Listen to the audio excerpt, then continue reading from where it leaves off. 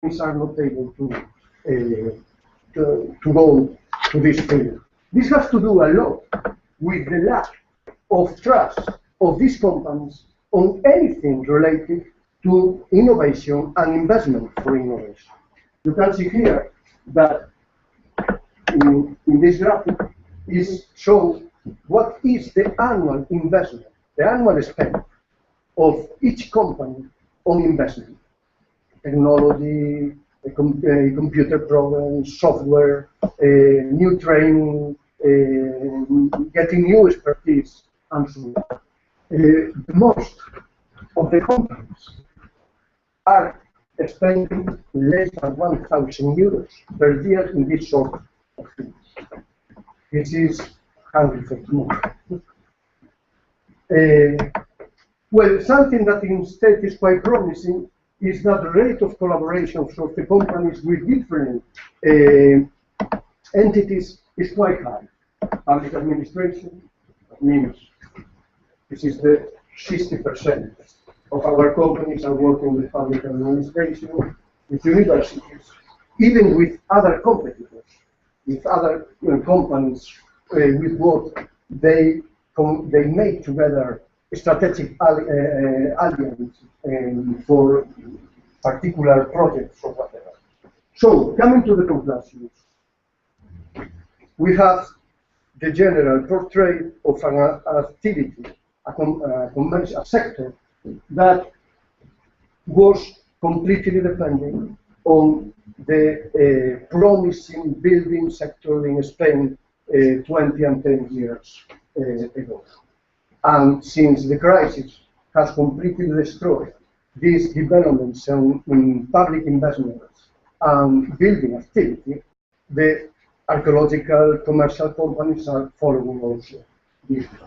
On the other hand, we see the national and overall regional scope of our companies, the high rate of temporary contracts, and mostly we like to emphasize the fact that archaeological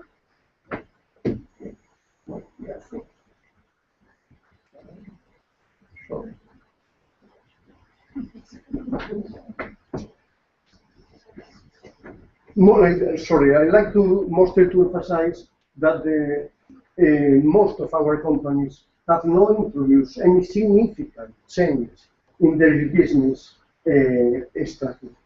However, it's true, in a certain way this is quite promising, that a lot of companies are now, in fact, changing that. Since public investment is not spending money anymore, they are looking for new challenges. And they are finding new challenges, for instance, in this idea. A new customer, a new client has appeared for a lot of companies. And now this custom could be categorized as general public in general. Well, so we would stress these red words as the key words of our conclusions. But we like to take advantage of being here and spending the last minutes in some other things beyond the conclusion, some practical remarks beyond the conclusion. The first thing I like to emphasize is a very special dissemination activity that, encouraged by the coordination of the DISCO program, we are going to do. It's something that goes beyond producing papers, producing reports, producing news for media, workshops, or introducing the results of the projects in end-field programs, things that we are doing. But the most, I would say, I think, positivist action that we are now addressing is to create a web portal to present the archaeological commercial sector in Spain. Now, the only way to identify, to discover archaeological companies in Spain are the yellow page. And the yellow page, in fact, don't give you a full idea of the full set of companies what are available in the market. So the idea is to create a web gate is already programmed and is almost in its final way to be open, is to create a web where to centralize resources and information about archaeological companies that with a very compatible profile of information, general public, administrations, potential customs, and so on, could easily find information about who is who, where is people, where are companies to deal with archaeology. This is something that a public institution as us could do, because in fact, what is almost impossible is that to ask to a private company to do that, because this company is not going to facilitate competition from the other.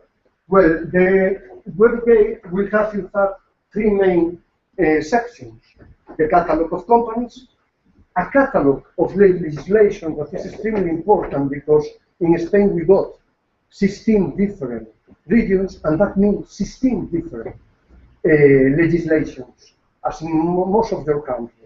16 different legislations for archaeology.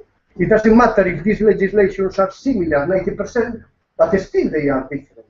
So to have a common catalog is really neat. Then publications and so on. Well, I like to go beyond, just to finish with two other ideas. Our main aim in that moment is to rethink model for sustainable archaeology in a post-crisis environment. This is something that we are addressing with the NEARC project coordinated by INRAP. NEARC means New Scenarios for Archaeology, and it will take advantage. And for this reason, we will keep not only informed, but we will keep a strong coordination with the DISCO program, because we will take advantage of all the data and data mining that DISCO program is offering. The main aims here must be to move from pure heritage management to public engagement. But also I would like to stress that it's the time for archaeological companies to introduce models of what is well known as knowledge transfer into the profile of the activities. So I would say that our main scope should be that one, not the first, but the second. And I would say that this is extremely important, because the future of Europe, we must know, we must accept that the future of Europe is also played on the grounds of heritage and archaeology. Not only for the importance of archaeology itself, but for the contribution of archaeology to create new values and to create new experience. But I like to finish with a critical remark on that, because ever we are being asked to knock in the politician's door. But I think that being here in Turkey, this phrase is full of meaning. But I am not now just talking about Turkey's interest to come into Europe and Europe closing their doors with a completely blind strategy. What I am talking is that today this is very difficult. Mostly, this is clear in Southern European countries, but I think it's general. It's really difficult to knock in any official politician's door, because the main problem we are facing is that policymakers, politicians are not reliable anymore. In a way, what we are experiencing as the trust between politicians and citizens has been broken. And in this situation, what is the point, or how is the way to try to create a bridge with politicians to change legislation, to change politics, in the sense that we think it should change? Thank you very much. Thank you very much, Felipe, for a very insightful and provocative presentation. I'm sure there's lots to take from that and lots we can discuss further. Unfortunately, tea break is looming quite closely, so we'll have to wait for questions later in the day. And as I say, I think the points you're raising, we really need to talk further. Okay. So thank you for leaving. Thank you. Okay.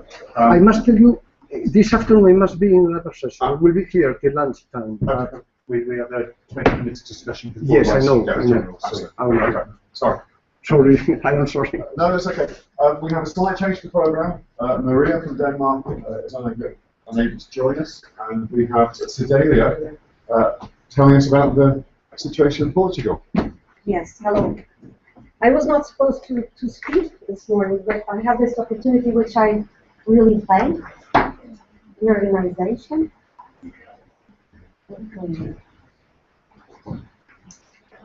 So, as you know, Portugal came in quite late in this project. We just started doing the disco to 2014 last December 2013, after the meeting in Santiago de Compostela, basically. So we did this all very rapidly, but just to put a context in the Portuguese situation in archaeology, for you to know, to be aware of it, I just wanted to explain that Portuguese archaeology radically changed after the signature of the La Valeta Convention in 1992. Before that, we had mostly archaeology performed by university professors and research projects, and some high school teachers who did some archaeology during the summer with their students and some colleagues. Well, after 1992, everything changed, and the legislation changed in Portugal, and we created a mixture of what is the French model and the more British model, which is a mixture of the power of the state and also the free enterprise of the companies. That is, we have research archaeology being performed by universities strictly. Then we have 2 or 3 private companies that do some research projects. And then we have the bulk of salvage archaeology related to construction, and mostly highway constructions and big river dams for hydroelectric projects. And that's all archaeology being performed by private companies.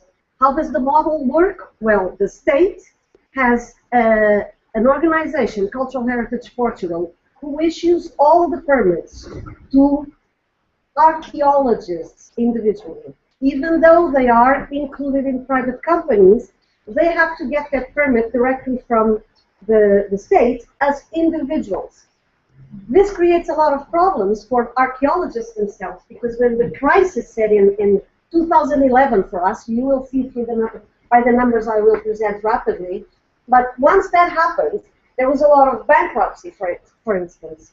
And if an archaeologist was working for a company who did not allow him or her to finish a report, let's say, when he or she applied for the next permit to the state structure, to the Cultural Heritage Portugal, they saw their permit denied, because the previous report from the previous archaeological dig was not handed in yet. So this is a mixed model that is not working. But I will try to show you the results so you can see. So we did, just rapidly to tell you, we did 2 questionnaires, one to the individuals and the other one to the organizations. And then we encouraged, because we had so little time, we encouraged people to answer through phone calls. We just called a lot and sent a lot of emails. And also used the Archport, which is a discussion group of archaeology in Portugal through the web. Our results show that 53% of archaeologists are women. The results that our colleague had are wrong. It's 53%, it's imbalanced. 53% male, females, and 47 females. They mostly studied before the Agreement of Bologna, so they are in that range of 30 to 40 years old. We were under the impression, before we started this project, we were under the impression that the state was the highest employer, the biggest employer of archaeologists in Portugal. But it is not so. We have here the private companies coming up as a big employer in Portugal. But the archaeologists are kind of hidden in those many companies, so we couldn't focus on them. And therefore, DISCO was very, very important in our country. So we identified municipalities and central government as the second employer. And what we did, we addressed to the municipalities, we addressed phone calls. We made phone calls to every single one of them. There are 301 municipalities, and we called each one of them asking if they have archaeologists on duty. And they do have this proportion. 56% of municipalities do not have archaeologists, and 41 do have archaeologists. What does this mean in terms of quality of archaeology in the country? It's terrible because the entity who issues permits for construction or renovations in the historical centers, etc., are the municipalities.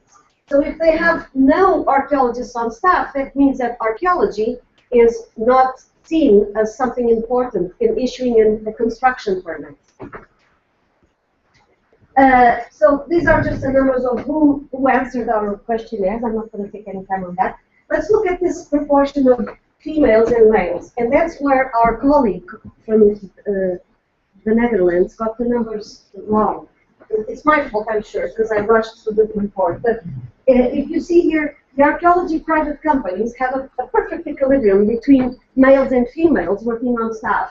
But if you see here, the central government in municipalities shows that in red is females, right? So they have more females than the private companies. What does this show us? Well, it's just that they're more stable jobs, and people tend to stay in one place and have a higher possibility of raising a family. So women do prefer to work on the central government and local government.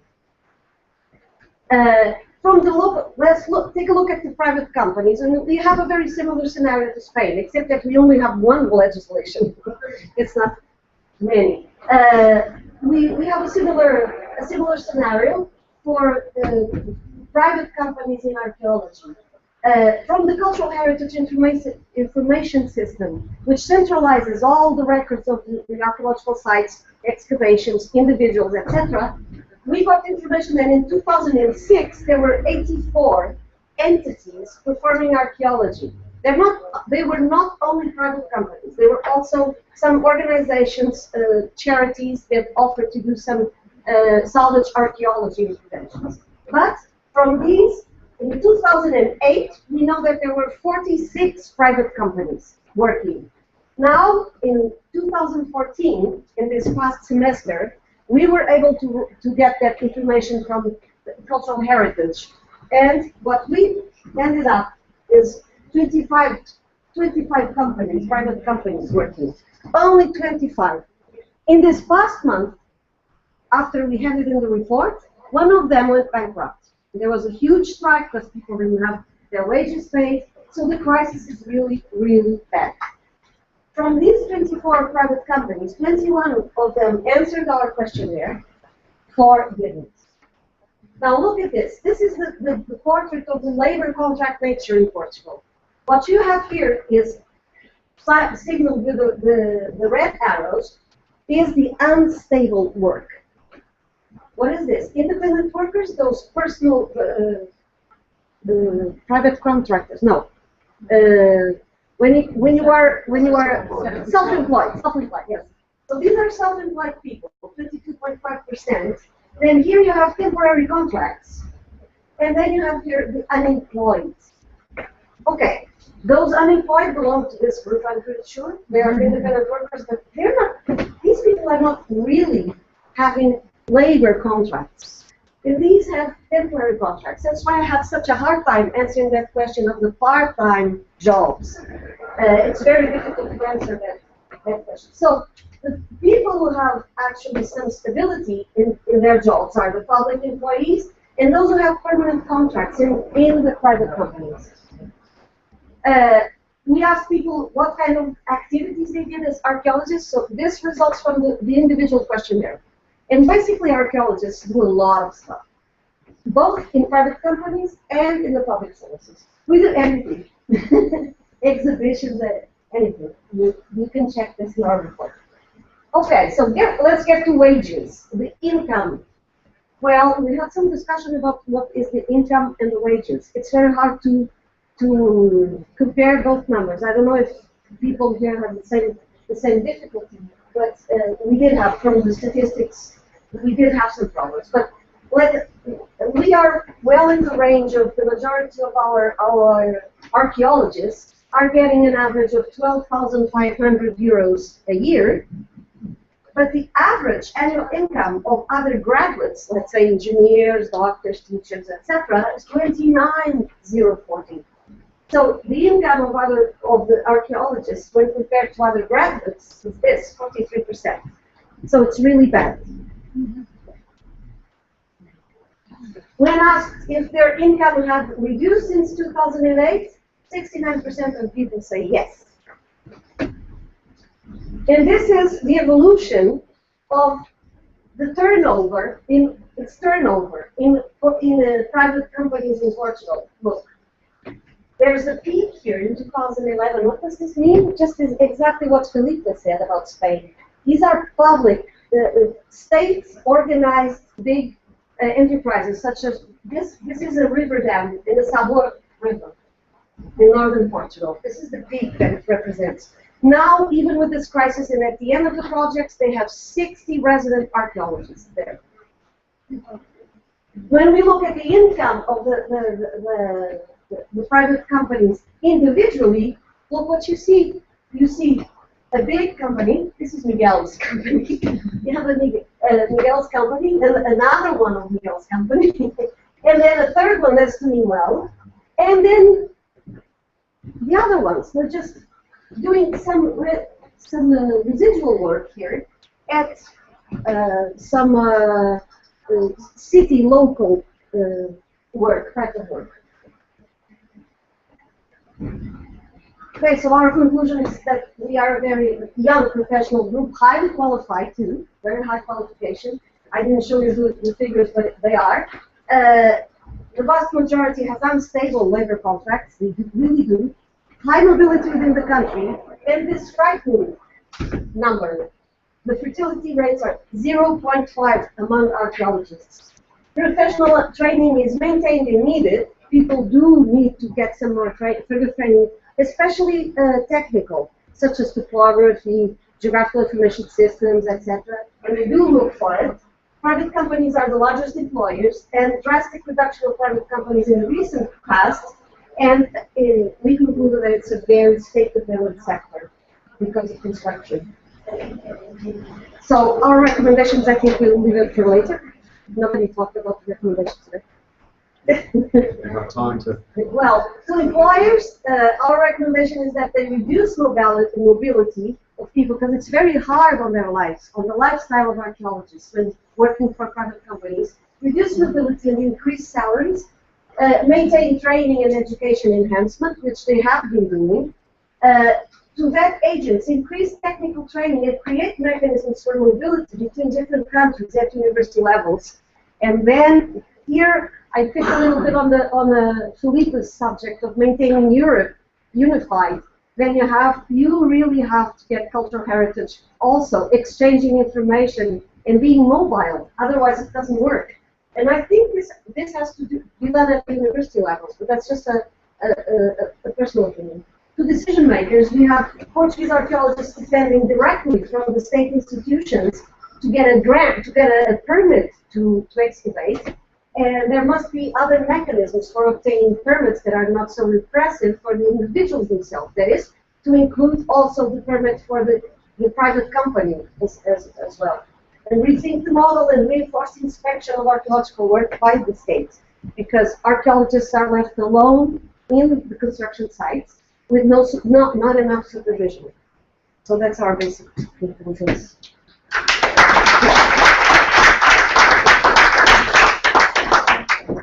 Thank you, Sedalia. Again, another fascinating series of insights in terms of the effects of the crisis and its relationships with large infrastructure projects. And very nice to hear some future-looking recommendations as well, which I think will be something we can reflect on further. I think with the time we have available, though, probably everybody welcome to break, and coffee is now being served. We're running a few minutes late, so if we can all be back here for 11:05, that would be greatly appreciated, and we will start promptly. Okay, thank you.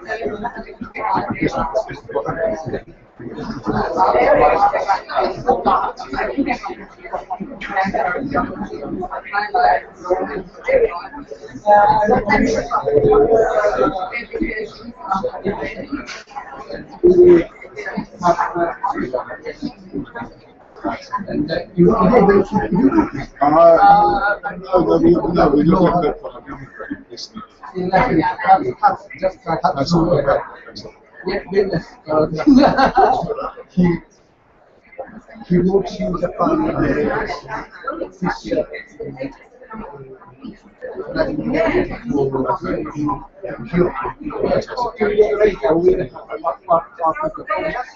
And I'm involved with the Confederazione in archaeology management,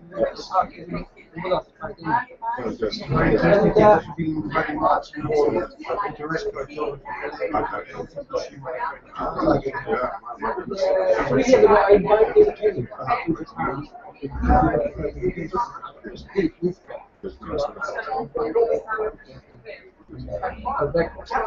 With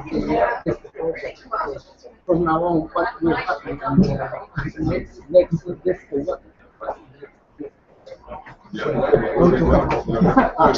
We will give space to consultation to our submissions. No.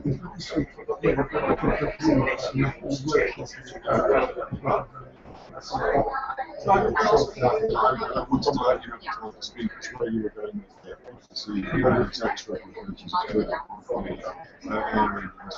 Yeah, and then the general problems that it's the same looking at it. So you want to take on the person that's possibly not what do you do? Yeah. Some people don't think it's not an issue. Yeah. Some of us in the sector need to have experience because of those skills.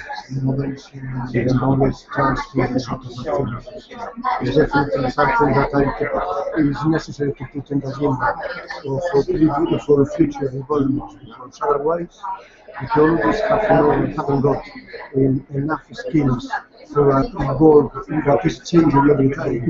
Exactly, it's like the changing world is not so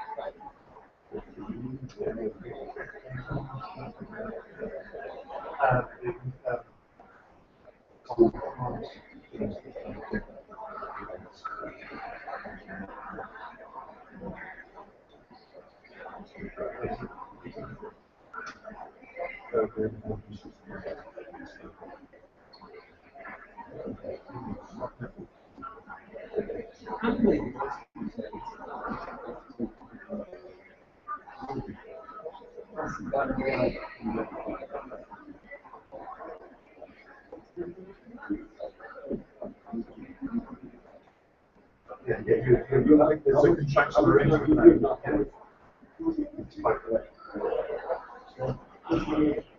Well, again, this thing that you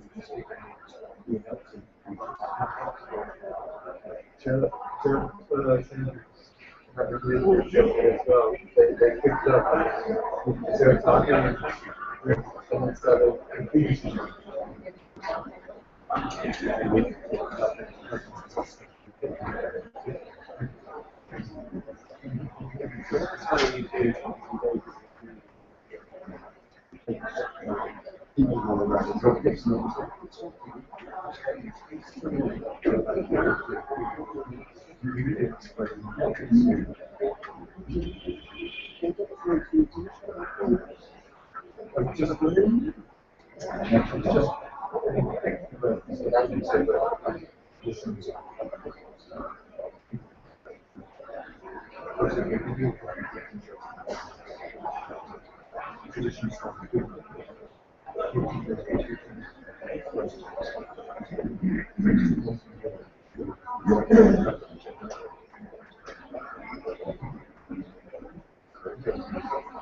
Yeah,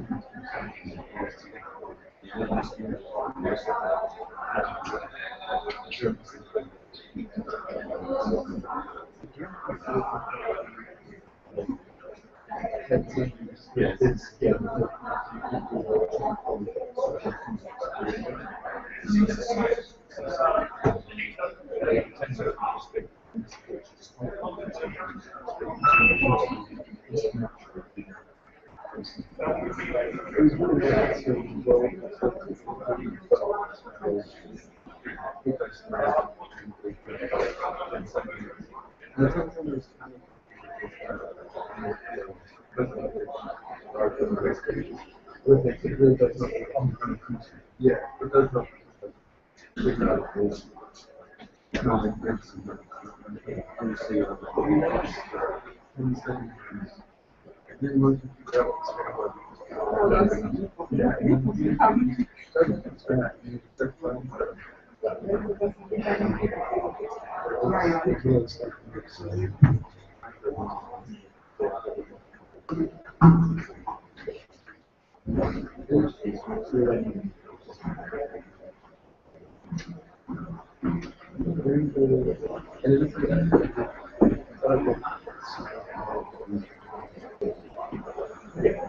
Yeah, that's great.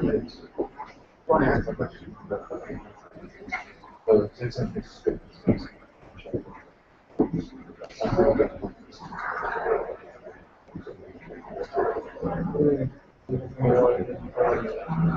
Tick the words just in case that's necessary.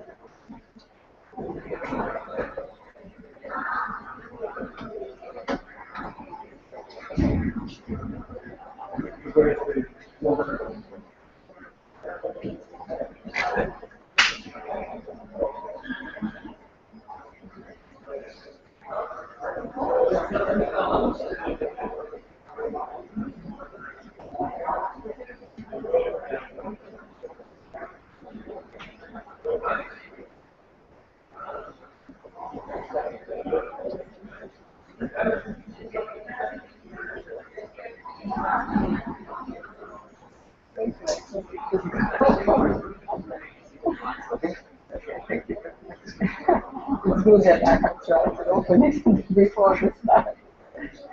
Yeah.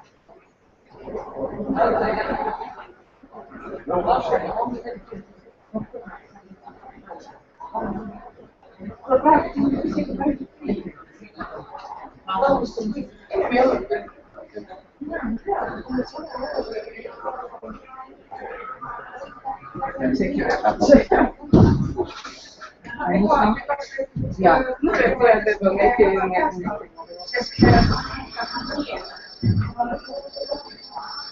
wat in het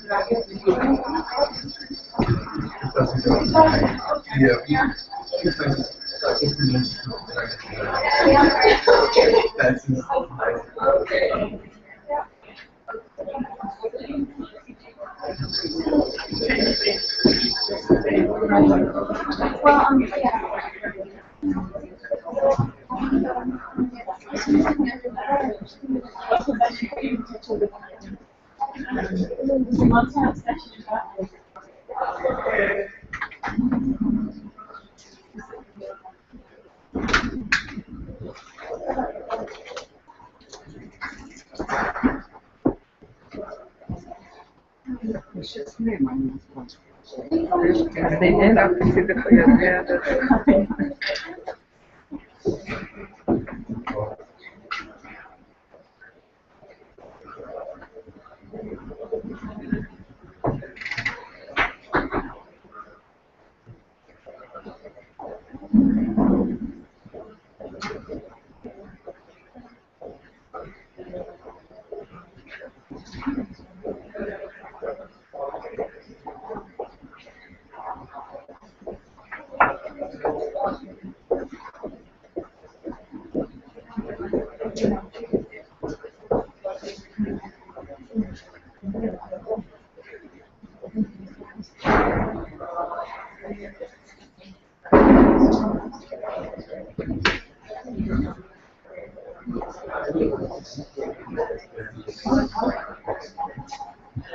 Boste na konferencijo odšli okrog, si živela v Istanbulu? Ne še? Aha. Danes večer je otvoritev v muzeju, ne? Jaz sem si kupila to Istanbul kart, ne? Za vožnjo, ja. Ker drugač je 4 lire, pa 4 lire, tako da. Pa, a ste že dobila potrdilo o plačani registraciji? Ste ga dobila, ok, ja, jaz sem porabila 2 dni za to, da so mi ga napisali. Ja, tudi danes ni šlo glasno. Ni šlo glasno, ja, ok, moraš biti kar... Ne, tako da to, da bomo pol to zbrali čim prej, se bom pol še z Ano posedla, da vidimo, kje smo finančno, pa to, ne.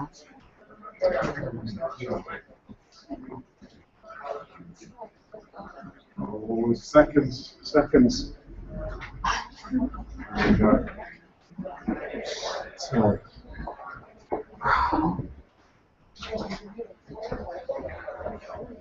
An important point of information for you all. With our Actually, Ivana will speak, but she said to be It is not present possible. here. Maybe for some When the bell rings, you can no longer get. Yep, we just got told no problem. No problem. You sit up there listening and you no problem. So this is the rules. It's like the bell in the British pubs. Yeah, exactly. That's what the bell is. It's the end of the ground. So be careful tomorrow. Be careful. Yeah, sure. My wife tells me just be able to place that, please. I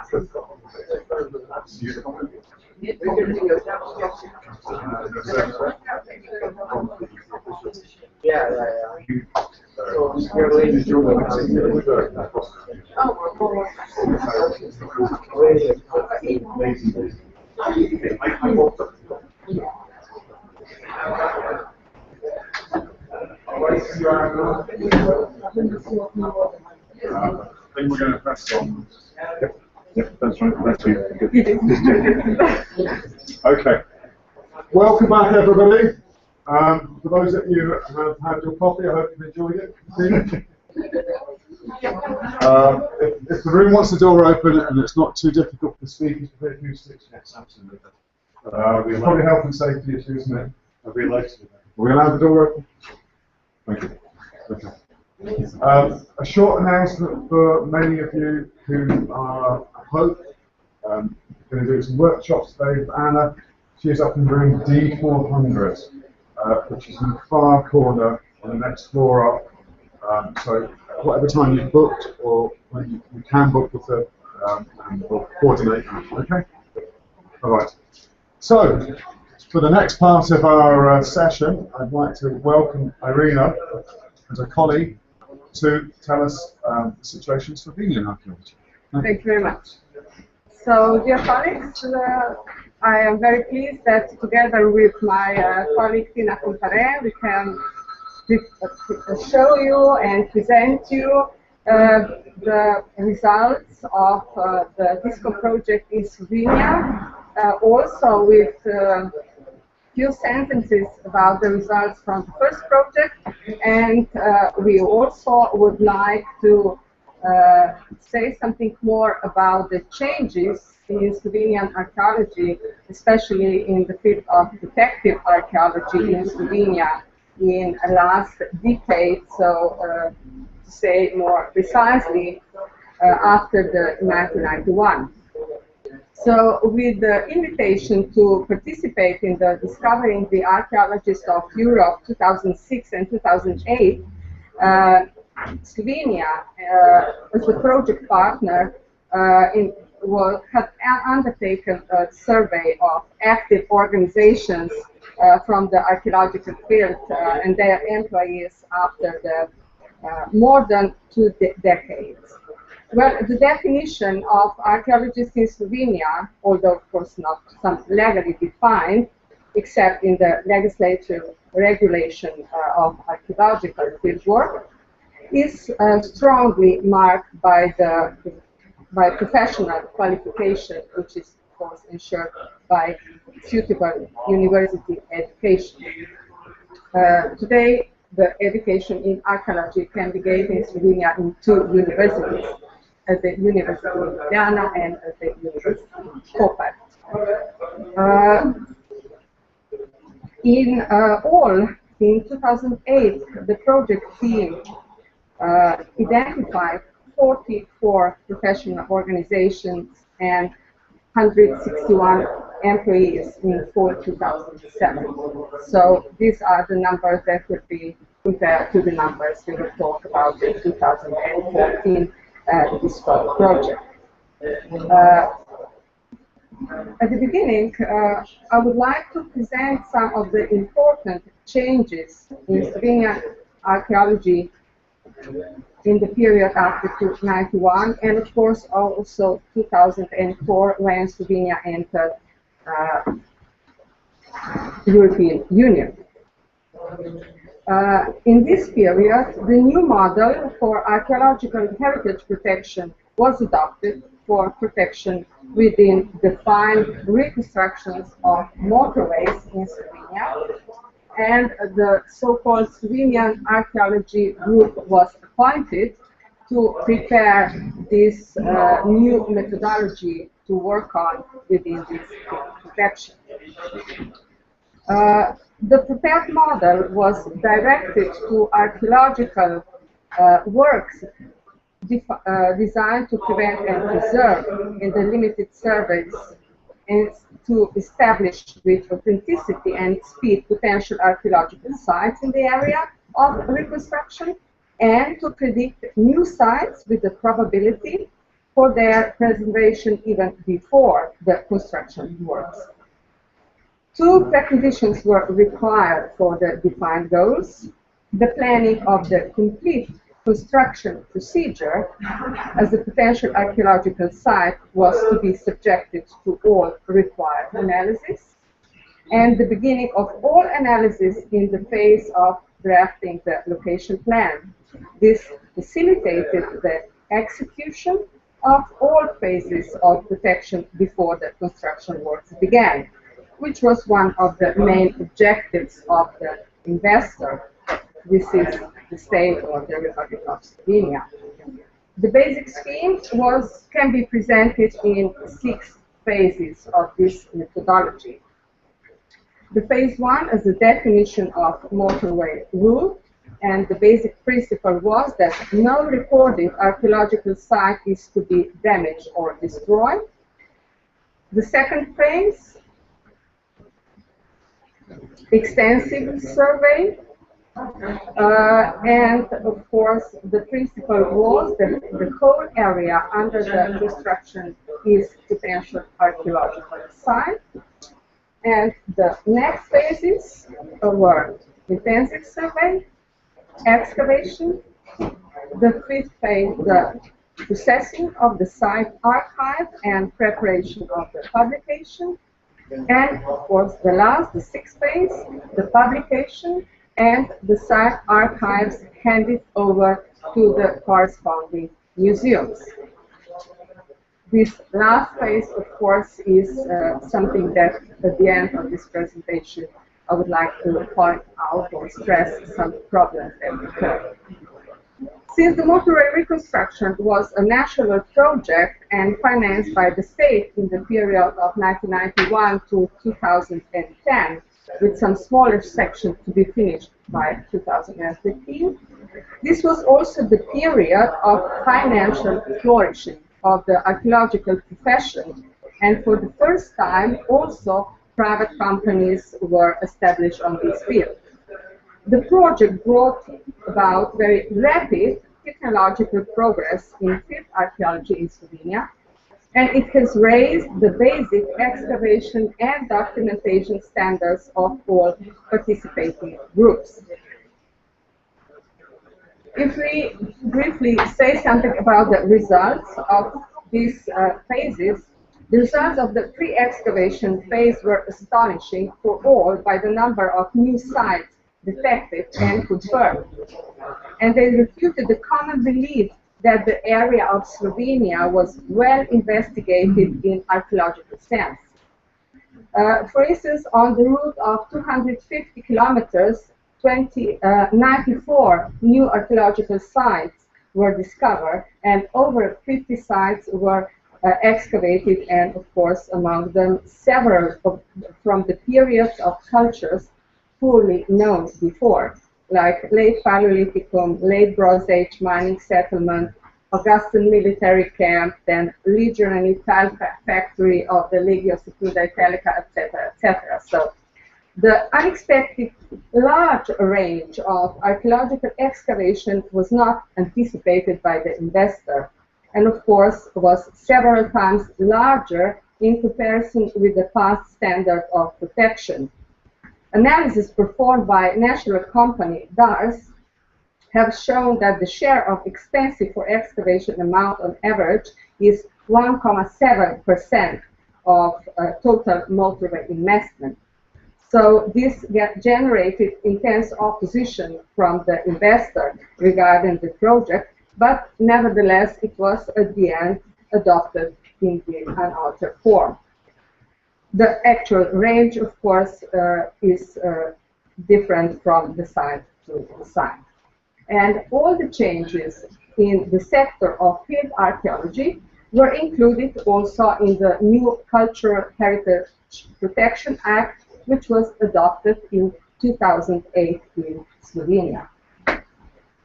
So, if we say something about the result of the 2008 DISCO project, which was in the period, we may say, nearly at the end of the flourishing field archaeology in Slovenia, but still not in the period of the crisis. Through the completed questionnaire, an insight into the age and gender structure of employees was gained, and while figures showed an expected pyramidal curve of staff employed for permanently, there was a noticeable over-representation of younger and female professionals among those employed part-time, so part-time contracts, and in keeping with general European trends of increasing unstable employment. It is also very clear, this is the list of professional organizations in 2008 in different fields. So we see museums, heritage protection, education, private organization, and in total it was already visible that the profession in Slovenia has become feminized already in that period. And in this graph we can see the gender and age structure in the period of 2008, when we also can see that women predominate among the employed in the age between 30 and 40, and also that this employment is not always long term.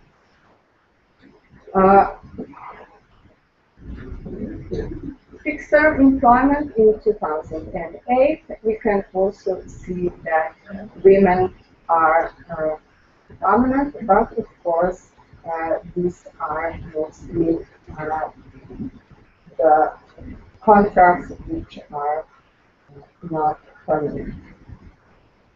The change in the project DISCO 2013, a total of 113 organizations was included in our research, and these are the organizations which were totally working in the field of archaeology, and of course not taking into account their primary role of activity. The project included far more organizations governed by private law, and there were 9 private companies included. We may, of course, stress here that Slovenia is a small country with 2 million inhabitants, so the numbers cannot be compared with the numbers we have seen with the colleagues from Spain. And there were also people who were self-employed, like 34 people, and personal question was sent to 280 individuals, which were about 60% more than in the research 2008. Here we can see the list of the private companies, where we can see that they were mostly established in the period between 91 and 2008-9. So this was really the period of flourishing of field archaeology, of motorway reconstruction, but the number of employees is the number for 2013. And we may say that this number has decreased. For instance, the Archaeology company, which is supposed to be one of the largest companies of private law in Slovenia, in the period of flourishing about between 2000 and 2005, they have employed between 15 and 20 people, and now, of course, decreasing. And we also see that some of them have now only 1 to 2 employed persons.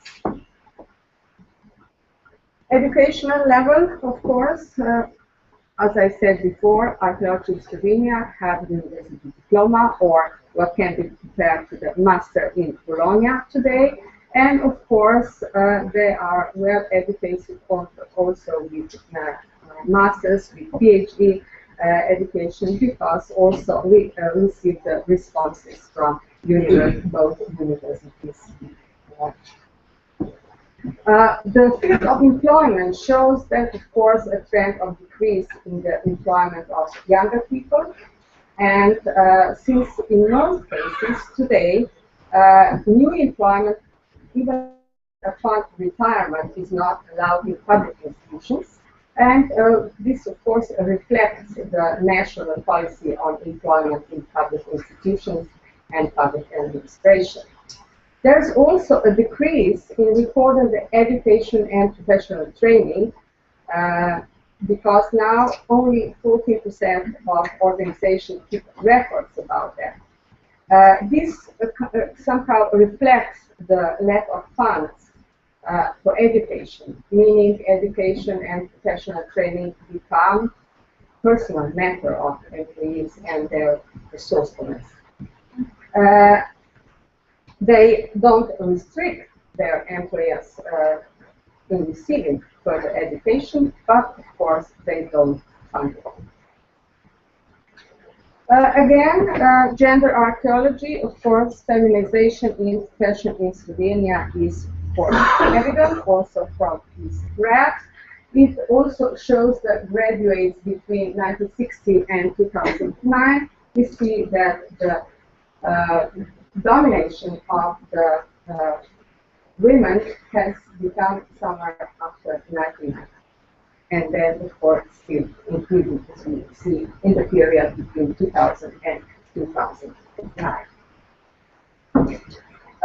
Graduates again from 1991 and to 2014 in both universities being dominant among graduates.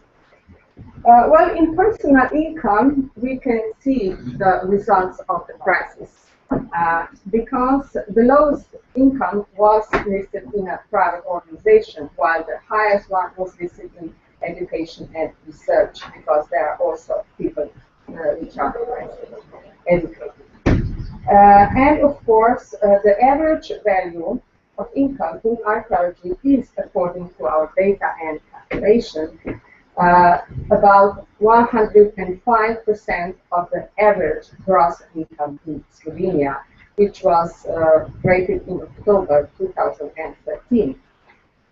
This is comparable to the 2008, of course, for about 25% less, because in 2008, the average income in Slovenia, or the income of archaeologists, was 130% comparing to the average gross income in Slovenia.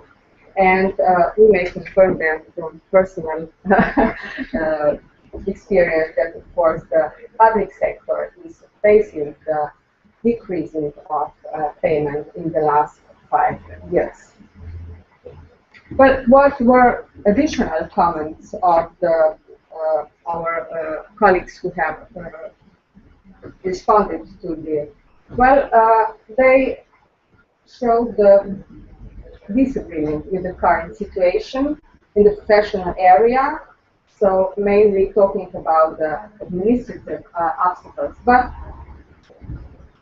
there, although there is a significant decrease of excavation work and many museums are stuck with excessive amount of new archaeological material after the finishing of this motorway excavation, etc., none of them talk about these problems, which are very important, of course. And we have a large number of excavation archives in museums from motorway excavation, which are not completely, some of them yes, but not all completely studied, published, and presented. And of course, there's a huge amount of old excavation archives in there. So, what is the future? So, we can see the decrease of innovation. So, we can see the decrease of the funds for protection on the investor plans. We know that there will be still some large national infrastructure projects, but this intervention cannot be avoided. And I may also say that in Slovenia at the moment, we hardly have any research excavation. Mostly are directed to the protected excavation. And of course, they are decreasing. And the work of the protection office is oriented to persuade the possible investor to avoid the archaeological areas and go out of the archaeological areas. So, what is the future? The importance of the future is that we develop the education, the lifelong learning education on the field, and thinking about archaeology not only as archaeology themselves, but also as archaeology of being part of cultural heritage. So, in broad sense, and we must work on heritage education in university, but also in broader sense, so dissemination, and I would like to stress that since we already heard the presentation of the archaeologists in Bosnia and Herzegovina, that Slovenia, with both universities, Italiana and Koper, was involved in an international Bihari project in Bosnia, which was entitled the Curricular Reform of Heritage Sciences in Bosnia and Herzegovina, and we have worked in 3 universities, in Sarajevo, in Banja Luka, and in Tuzla, to change, to improve, and the studies on the field of heritage and archaeology. And of course, we are working on that to improve or to take care of being as good as possible, also in the field of education in Slovenia, in our country. So, thank you very much. Thank you very much, Irina, Tina. Again, some very similar patterns to elsewhere, but I thought the observation about the drop in training and the lack of support financially from employers was, again, a very important issue. I'll put it to the floor, though. Are there any further questions or points? I was just wondering, from the commercial perspective and your employees, whose responsibility was it to, or is it, to do the actual initial analysis of the archaeological and discrimination? Or is that just falling back from the commercial companies? This is connected with the companies. They have to finish till the report of the excavation and, if possible, also the publication. This was the case in the motorway reconstruction. Now, only the final report is required, and also this final report and inventory of the material should be finished in accordance to the museums, and of course, the material has to be handed over to the museums responsible for the area where the excavation took place. No. Sorry, what did you say there? As in the company that The motor, no, the investor, you mean, they have obligation to pay the excavation. But the final stages are not always included now, but in the notary process, they were. Everything, the amount of money was somehow calculated till the end of publication and report of the material. Yeah, it was a huge amount of money and a lot of work. Any further questions? Now, I'm just going to take a wee step out of the proceedings just now, because obviously we've got a very warm room here, and we're trying to balance some competing interests. So what I'm going to give you an opportunity to do is move things about. I've been sitting here for some time. It is a bit cooler next to the window, there's a slight breeze coming in. If anybody's feeling particularly hot, I would suggest you move to this side of the room and close to the windows. I will move over here, and We turn off the radio. the reason the door's being shut, yeah, turn the radio off, good idea. The reason the door's being shut is the noise to the people at this corner is difficult to hear. So what we might have to do is open the door intermittently, which I'm going to do now. That's better. And if it gets too bad, we'll shut it down. Okay, I'm going to introduce our next colleague, Elena, who unfortunately can't be present.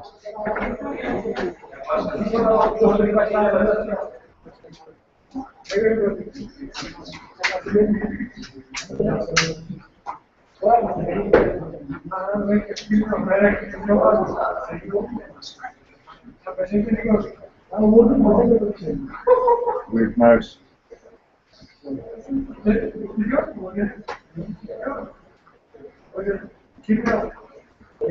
Excuse me.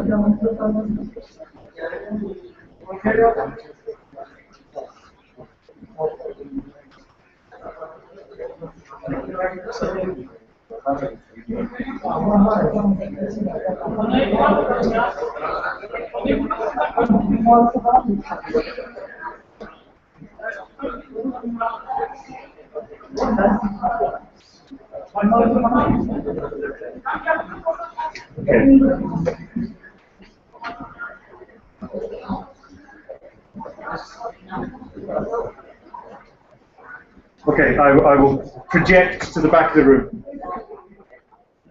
We do not, Elena Prokopiou is not here. We do not have a paper from Cyprus. What I will do is I will read a letter that we've received. I think we probably do need to close the door again.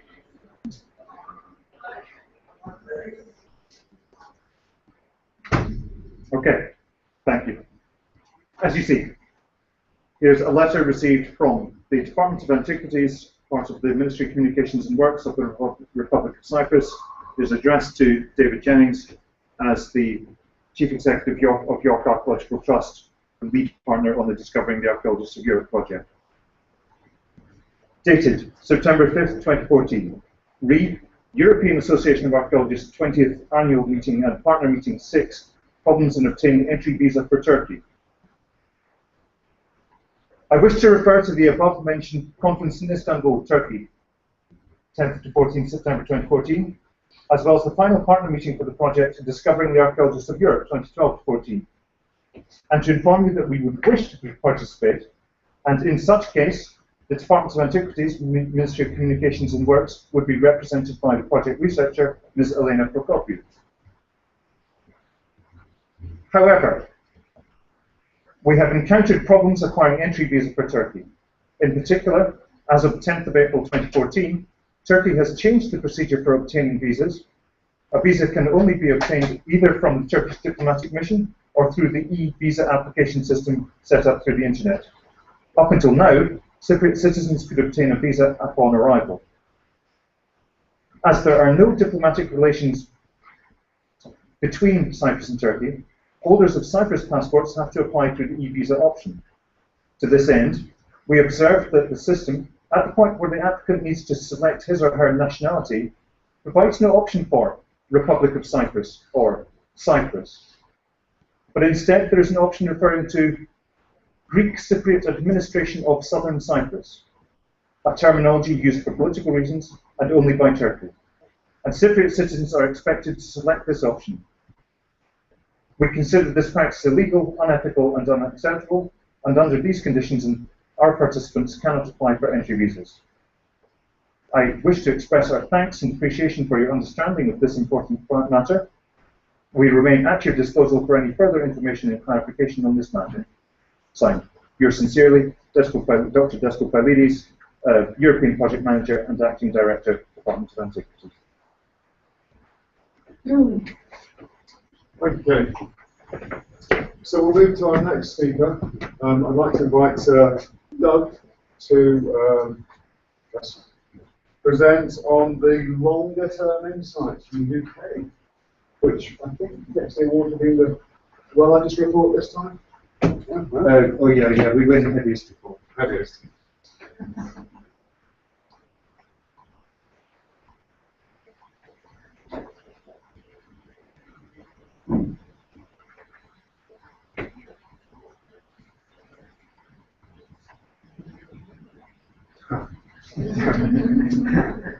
So, if anyone's not aware, there's going to be a referendum in a couple of weeks, and Scotland, there may not be a United Kingdom.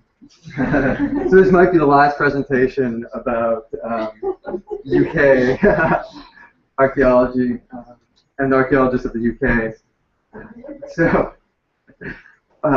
yes, moving on. The UK has participated in the last two discos.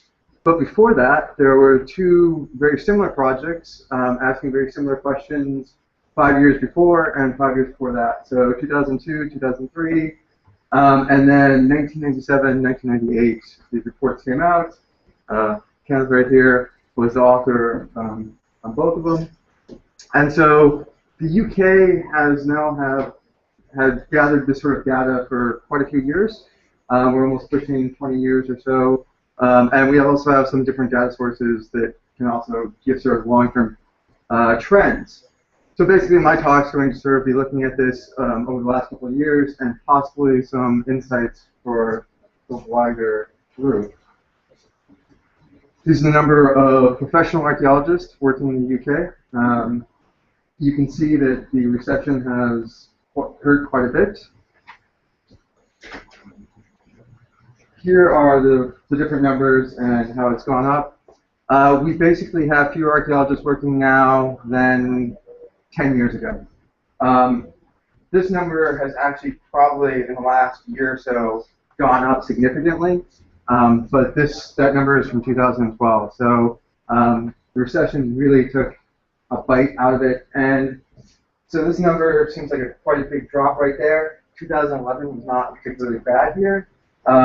These numbers right here, we're basically looking at commercial units, and we assumed that the public sector had stayed pretty well. They hadn't gained any jobs, but weren't losing them. And then when we did the profile of profession, it turns out everyone was losing positions. And so this one was basically based off of commercial, and then when we added in public sector, we see a much larger drop. So this should actually kind of slope down, probably a couple hundred each, just sort of pushing down.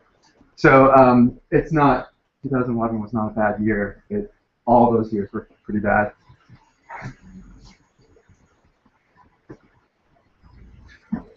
Overall, these different projects, we basically asked people what they thought about the previous year, this year, what they look at for growth, and future years as well. And so basically, it goes up and down, whether people see the sector is growing or not. And these are personal views, not necessarily what happened, it's what people think is going to happen. And basically, you can see right there, the recession, most archaeologists who responded to this survey thought it was not going to go well. It didn't go well, and it really hasn't quite recovered yet. So there's fewer archaeologists are thinking that there's going to be a lot of growth in the future. So, like I said, this last year, not captured by these numbers, we've actually seen a lot of growth in the sector. This is a rough distribution of where archaeologists work, and I should really explain these numbers. So, commercial would be sort of data recovery, working in a sort of free market system. Potentially museums and universities can have their own sort of subsidiary company that works in the commercial sector. So there's a couple of those. They've almost all disappeared, but there are still a few also local authority units as well who work in the commercial sector, who are kind of, for lack of a better word, subsidiary, sort of separate company that does commercial work. But these, so when we have local authority there, those people doing regulation, university tends to be academic, and their commercial units that go out and do excavations are included in the commercial. So most archaeologists work in the UK, work in the commercial sector. Museum sector, there's very few left. There's a couple of units in museums, so there's still some commercial work. Most have stopped, and most archaeologists don't really work in museums anymore. Third sector has stayed pretty stable. Large government has stayed pretty stable. Local authority has not done so well. We're seeing large cuts, probably between 25% and 30% in the last couple of years. Universities have actually increased slowly over the last couple of years. This is kind of a distribution of what the size of the different organizations that we basically surveyed. And you'll see that there's a long tail model right there. So a few large organizations have several hundred archaeologists working for them. And a ton of small organizations are one or two people. And it basically forms a nice long tail model. And over the last three projects, that really hasn't changed. There's been slight, the tail has moved closer, further apart, higher, lower, but really it's a long tail model. So one of the very large organizations employs as many archaeologists as almost all the single employed archaeologists and individuals who do their own work by themselves. These are degrees given out or enrollment for the different universities. This comes from a different data set. But basically, I should really explain this. It looks like suddenly archaeologists shot up right there.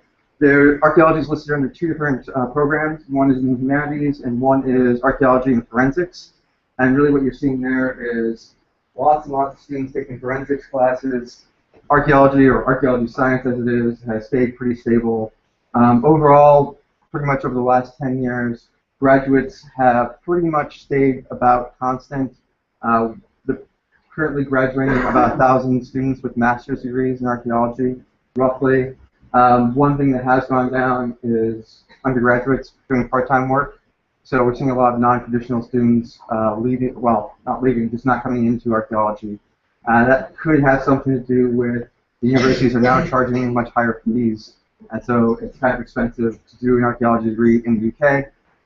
So basically, we're still seeing a pretty flat several thousand people getting archaeology degrees every year.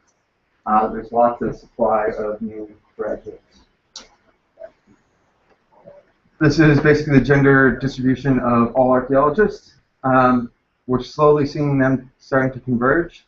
There still are more male archaeologists than female archaeologists.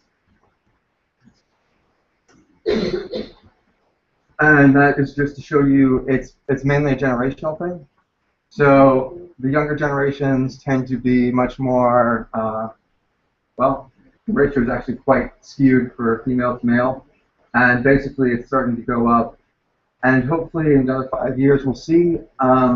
There's been talk about somewhere in here there might be what could possibly be a glass ceiling for women in starting families. Commercial work is not very conducive to having kids. So there is the idea that possibly there might be a ceiling there, but in 5 years we'll see if this trend continues and we now see more women in the 40 to 49 age group.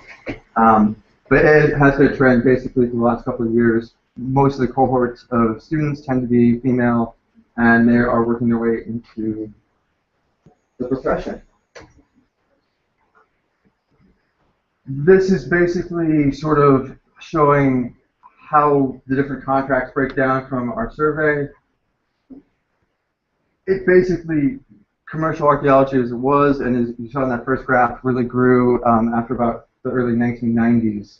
And now we're starting to see the profession mature. So you're now running into people with 5, 10, 20 years of archaeology experience, whereas before that, only person with 20 years of archaeology experience was either someone who did it for fun or was based in a university. We're now seeing much more, our profession is basically growing, aging, and seeing a lot more experience. So this is a question I've been told was only asked in the UK, and that was about ethnicity. Archaeology, some of the whitest people we know. The UK, an average non-white ethnicities make up about 15–16% of the population.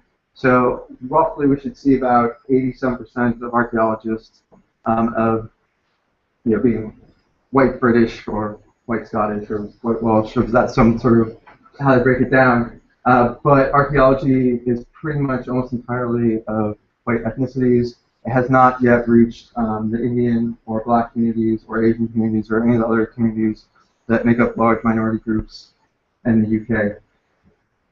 And we've been asking this question just the last couple of times, but basically most of the workers tend to come from the UK, and that really hasn't changed.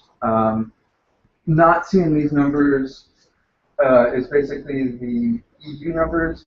We saw a significant loss of Polish archaeologists, but that was the only difference between 2007 and the last survey. A lot of them just sort of fell off. That was the largest EU group, and now it's just mixed in there with everyone else.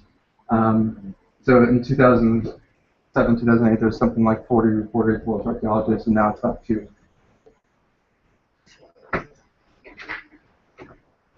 Like other countries, the UK has a very high level of people working with high qualifications.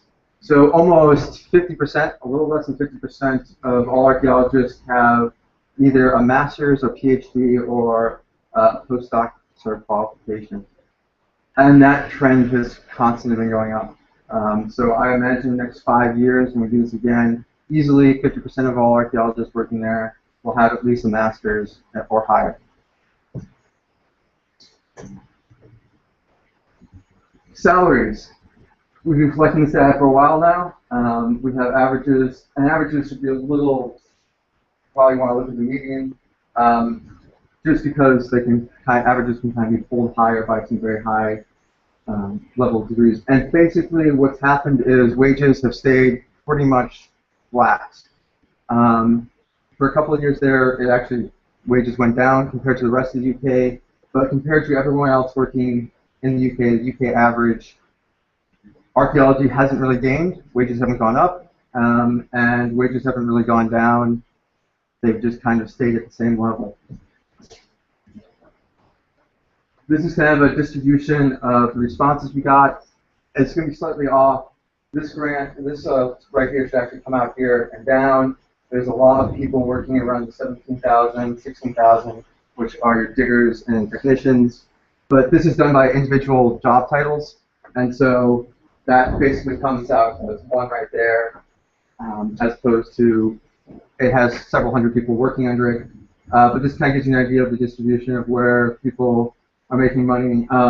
These right here are basically some government levels, so those are sort of set levels right there by the government and universities. You can see where basically salaries are being plateaued, but for the most part, most archaeologists make under 30,000. One thing we have been doing is tracking salaries every year, not just during this project. We track them looking at job adverts nicely. So this are the different data points for the DISCO projects and profiling the profession. They line up nicely. So if you look at job adverts, you can actually kind of track wages quite well. And again, we're pretty much see most wages have gone flat. In the commercial sector, project managers have slightly started to pull away and gain a little bit on their salary, but still very top archaeologists are not making even 2.5 times people who are just coming out of university. So you could have 30 years of experience and maybe only be making double of the person who just came out of university with no skills and no experience.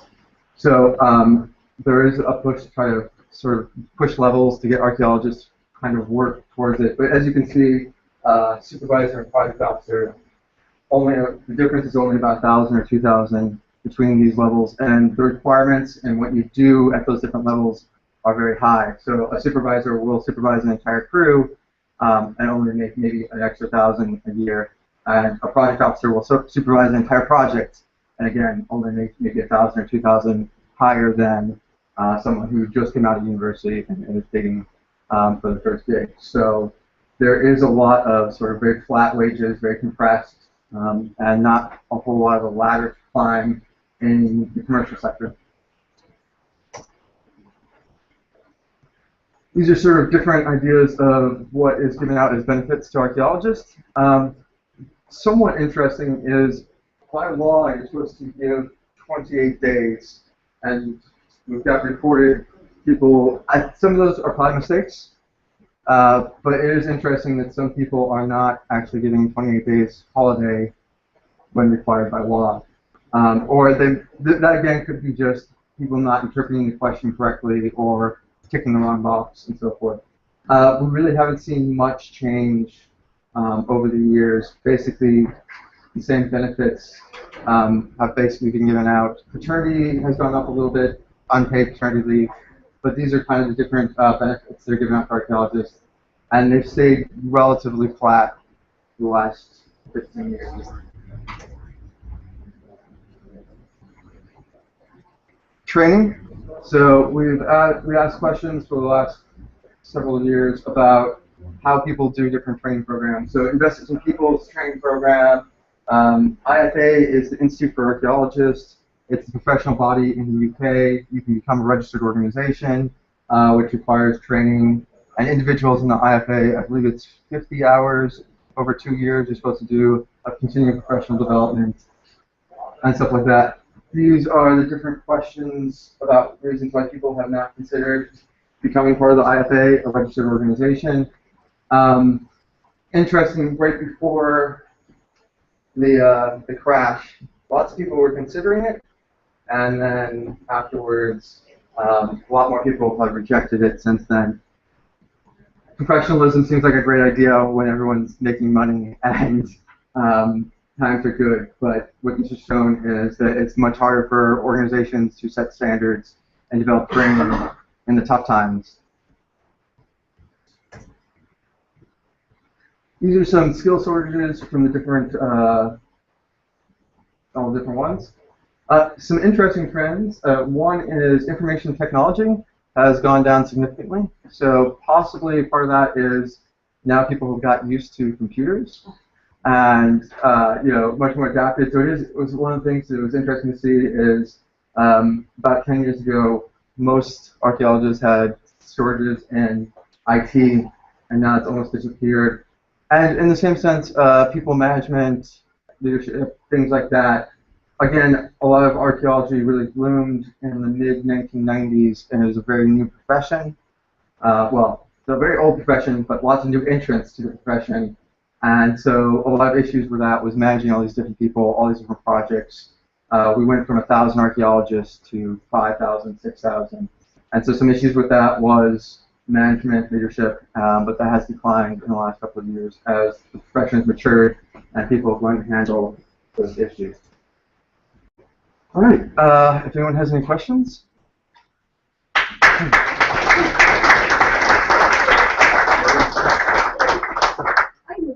Yes. What is that about unpaid maternity leave? 51%? What did I understand that correctly? So there's statutory laws about how much maternity leave you're supposed to give, but some companies can offer additional time beyond that statutory, beyond required by the law. So those are, out of the responses, 54% allow people to take more time, not paid, for maternity leave. So it differs. I mean, you can also break it up, so you can do maternity and paternity and share that between the parents. It's a bit complicated, but basically, if you want extra time, some companies will let you take that time and pay. Other companies, you might need to start looking for a different job. Thank you. Another question from, I don't know which order the hands went up, so I'll just go Tina first, thank you.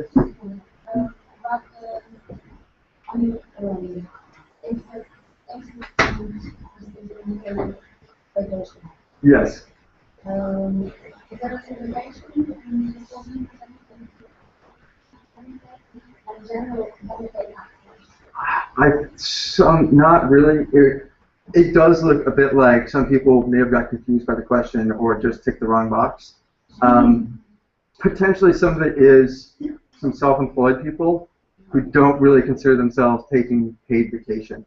And so I think that's possibly some of the questions. So some of the answers are just one-person or two-person organizations, which are sort of self-employed or one-man companies, as it were. And I suspect some of that is they just don't take vacation because they have to work. Yeah.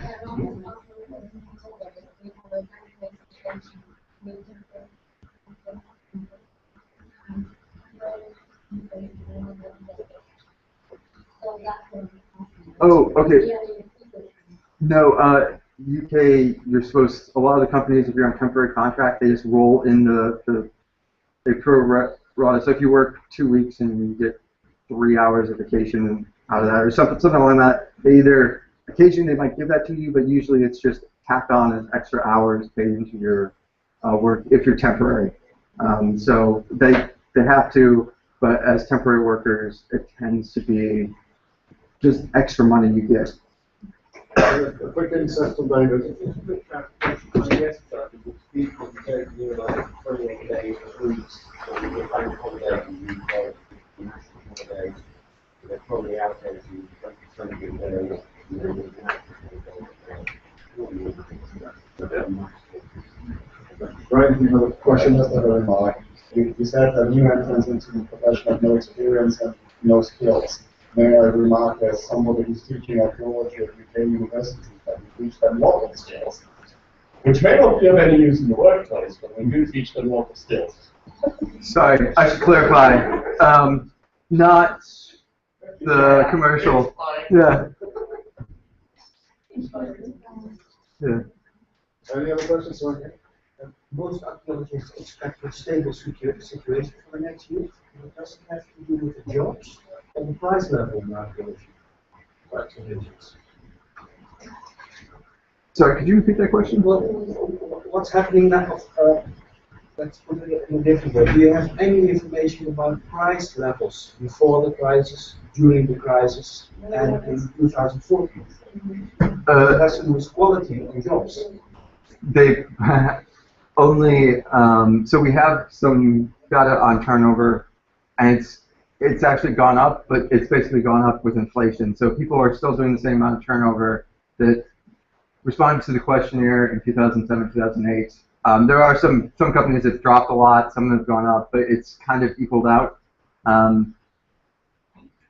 And I can give you anecdotal information that when the recession started, lots of people started cutting their rates to the bare bones. I personally worked on a project where the company bid half of what the other company did and everyone else, and it really came back to hurt them because it was next to a Roman fort and we were pulling up bodies on top of a Mesolithic site. They significantly hurt their bottom line doing that. But the general sense from most people was everyone started cutting their rates. And what we don't have is a lot of companies that went out of business. So who didn't respond to the second time.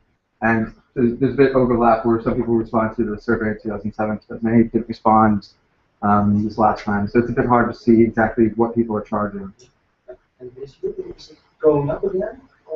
So we looked at some other data, and pretty much that very point that we took was pretty much the lowest point in UK archaeology.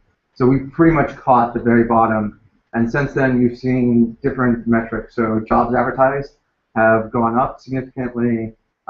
Construction has gone up significantly as well. Not so much. A lot of planning commissions were given in the last couple of years, and now they're running out of time, so they have to build or lose that. So a lot of those projects are happening, and there's going to be several major mega projects that will be coming through that potentially might suck up hundreds upon hundreds of archaeologists. There's actually a concern that because we lost a third of people during the recession, we may actually not have enough archaeologists to cover all the archaeology now. So I can speak for Scotland. Scotland, they're incredibly desperate for workers at this moment. They're trying really hard to bring in. There's some large projects up there that sucked up a lot of people. The Aberdeen bypass has sucked up a lot. And then there's going to be a high-speed rail network, potentially.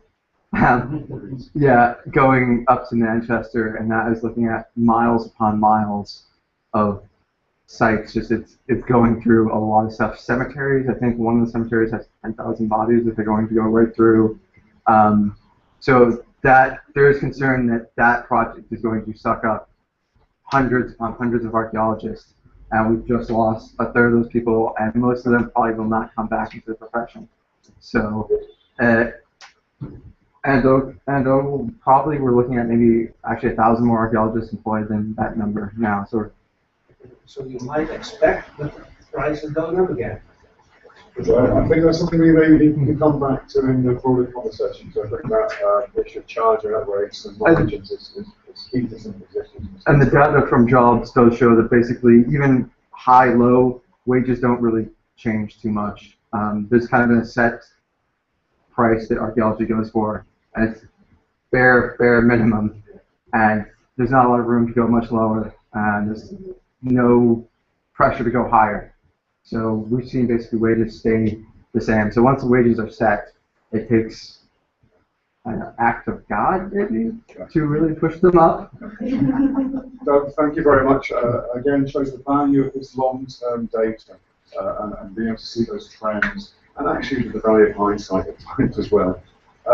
So I'd like to invite our next speaker, Georgios, who is going to be, I think, exploring some issues about what skills are obtained in the university context and what some people think are required and effort in Greece. No, you're talking about Romania. Oh yes, sorry. Yes. I should have explained there has been nationality a change from the planned itinerary. George will be speaking, Karina will be speaking as well as herself. Sorry, George.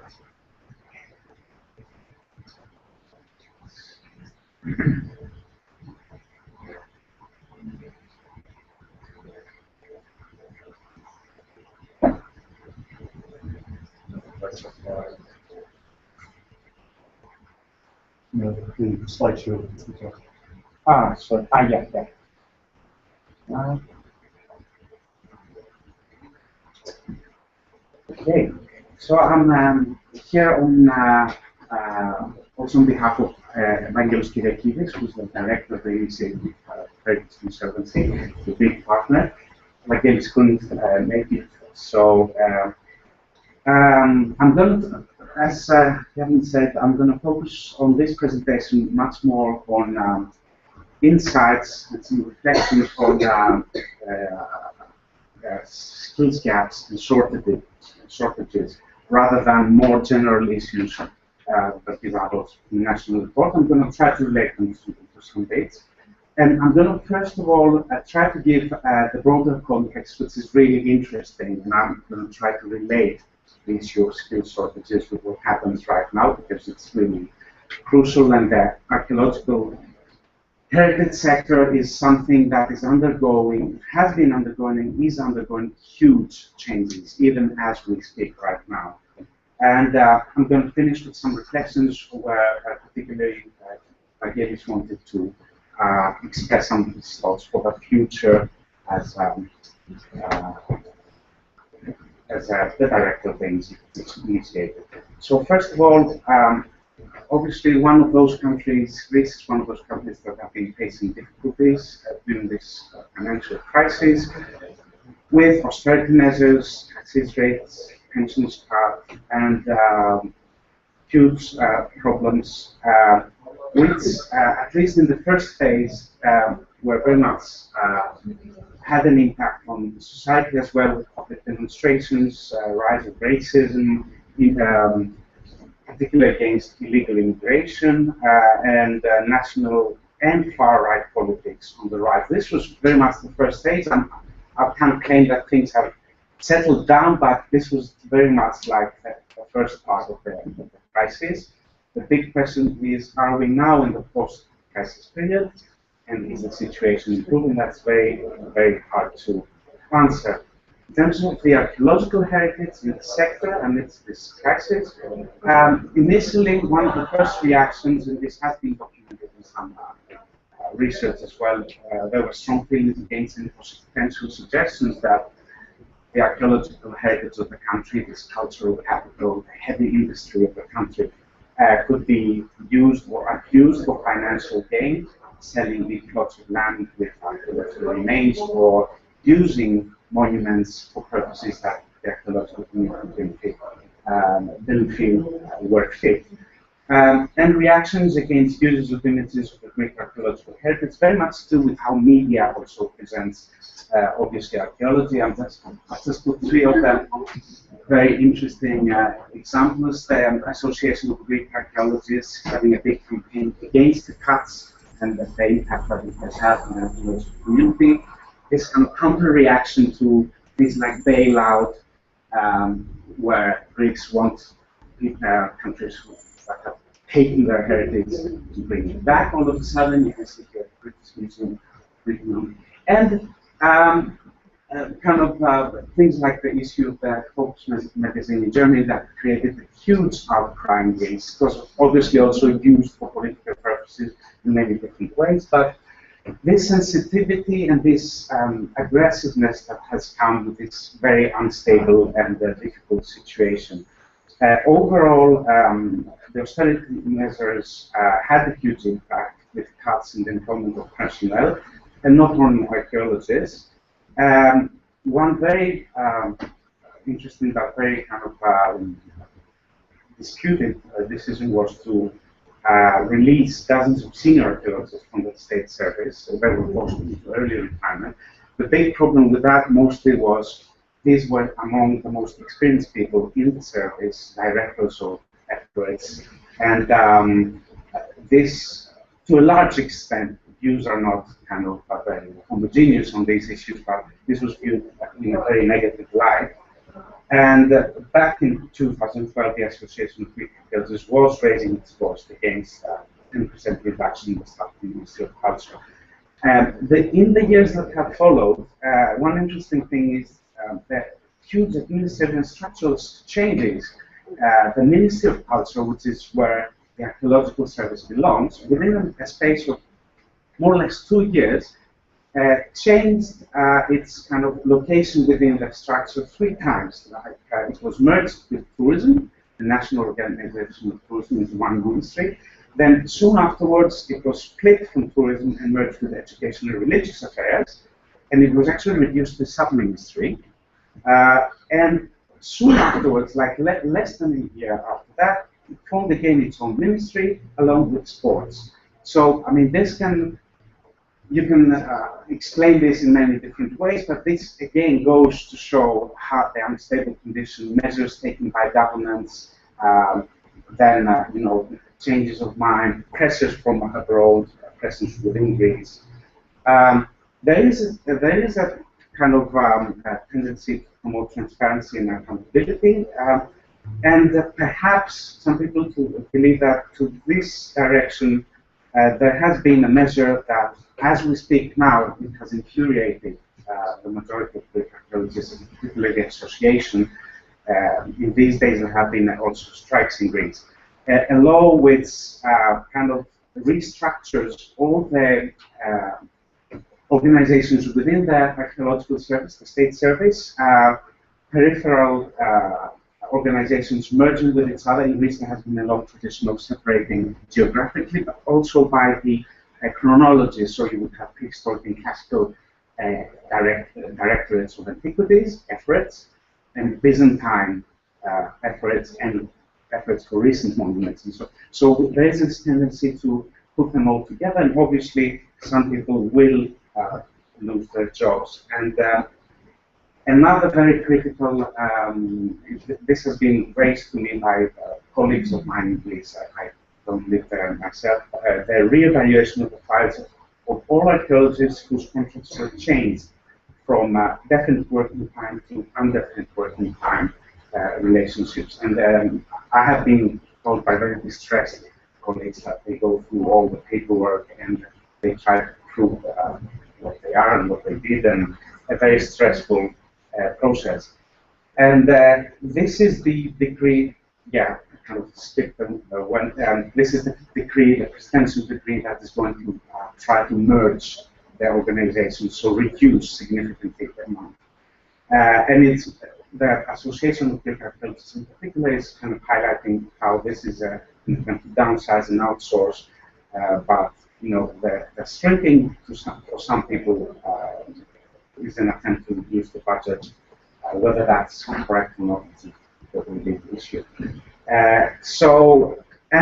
Within all this, archaeology never loses its appeal. This summer was very interesting because of an important find in northern Greece, near Ceres, the ancient city of Antipolis, a tumulus tomb with a tomb. We don't know exactly yet to whom it belongs, but for people who know about the archaeological heritage and how it is in Greece, anything to do with Alexander the Great, and opportunities to kind of focus from the problems we have to more sensational things. This is, I think, a very interesting case study. I'm not going to go more into it, just to show you that there has been criticism in the archaeological community about the way this find has been used by the government as well. You can see Prime Minister taking selfie so as to kind of distract from what's going on. One thing that is very, very much stable in Greece is the very strict way of defining who is an archaeologist, particularly to do with who is allowed to excavate or not. And one interesting case study that came this summer again, and was even brought to the parliament, was a case of a very nice and luxurious resort in southern Greece that offered, in collaboration with one of the excavators of ancient Messenia, a very big site in the south of Greece, offered members of the public to, after paying a certain amount, participate in excavations. What this participate means was, in the end, the result of a great debate on how you interpret that, and it has to do with the mentality as well, which is still prevalent, in my opinion, of where do you draw the line, what is public archaeology, how far can it go. Is there some light in the tunnel?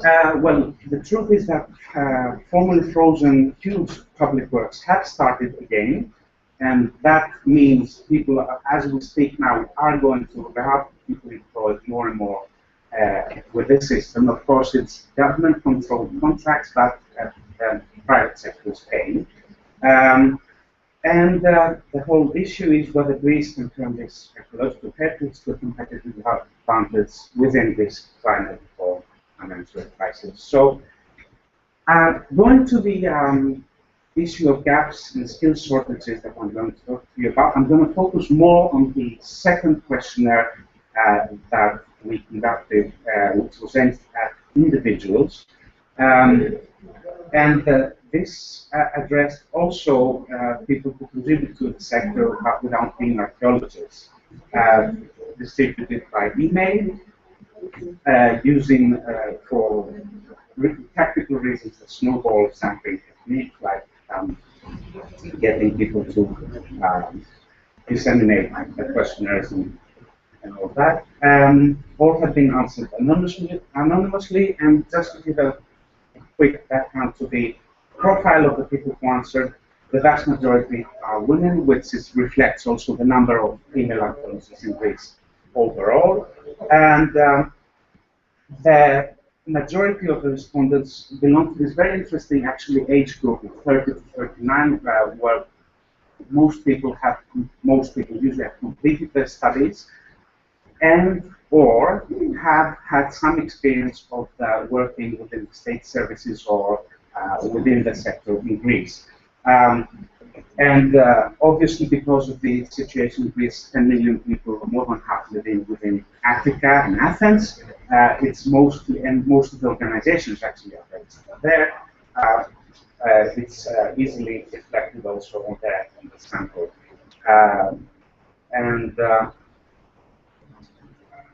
I'm going to talk today, due to lack of time and in order to be more focused, mostly on that responses given, mainly on responses given by archaeologists.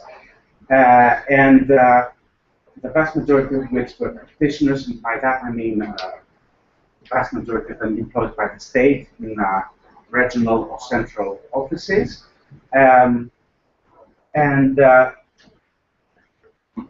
One interesting thing that came up, but in a way it verified things that we expected when asked about the responsibilities they had, even a percentage as well.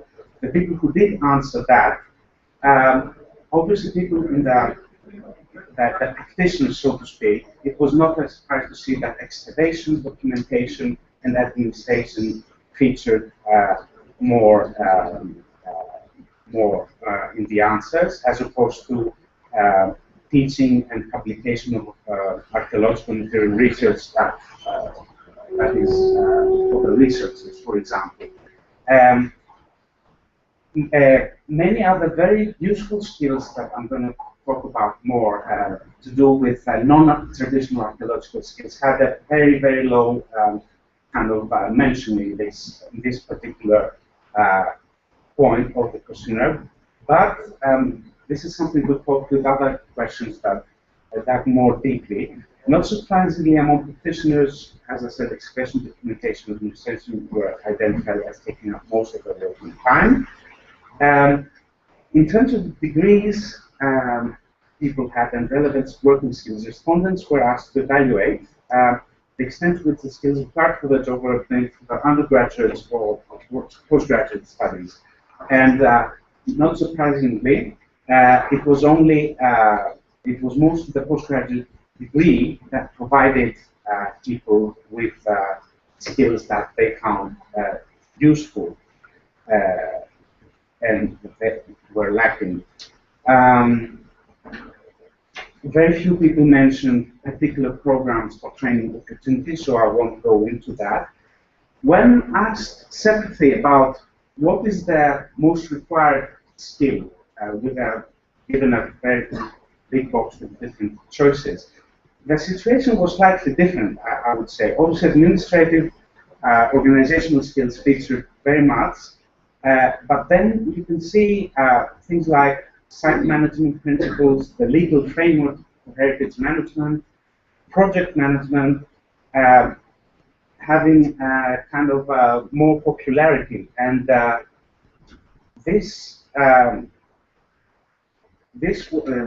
fact that there is great potential and great need in this specific area was kind of verified by comparing these answers in terms of required skills to acquired skills and skills that are lacking, missing.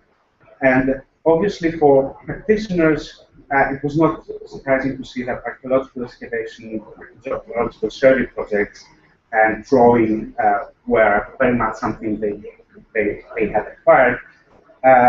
And administrative organization skills might do, surprisingly, but anyway, also something acquired. Maybe you can think that people working for many years doing this as something that they gain from experience.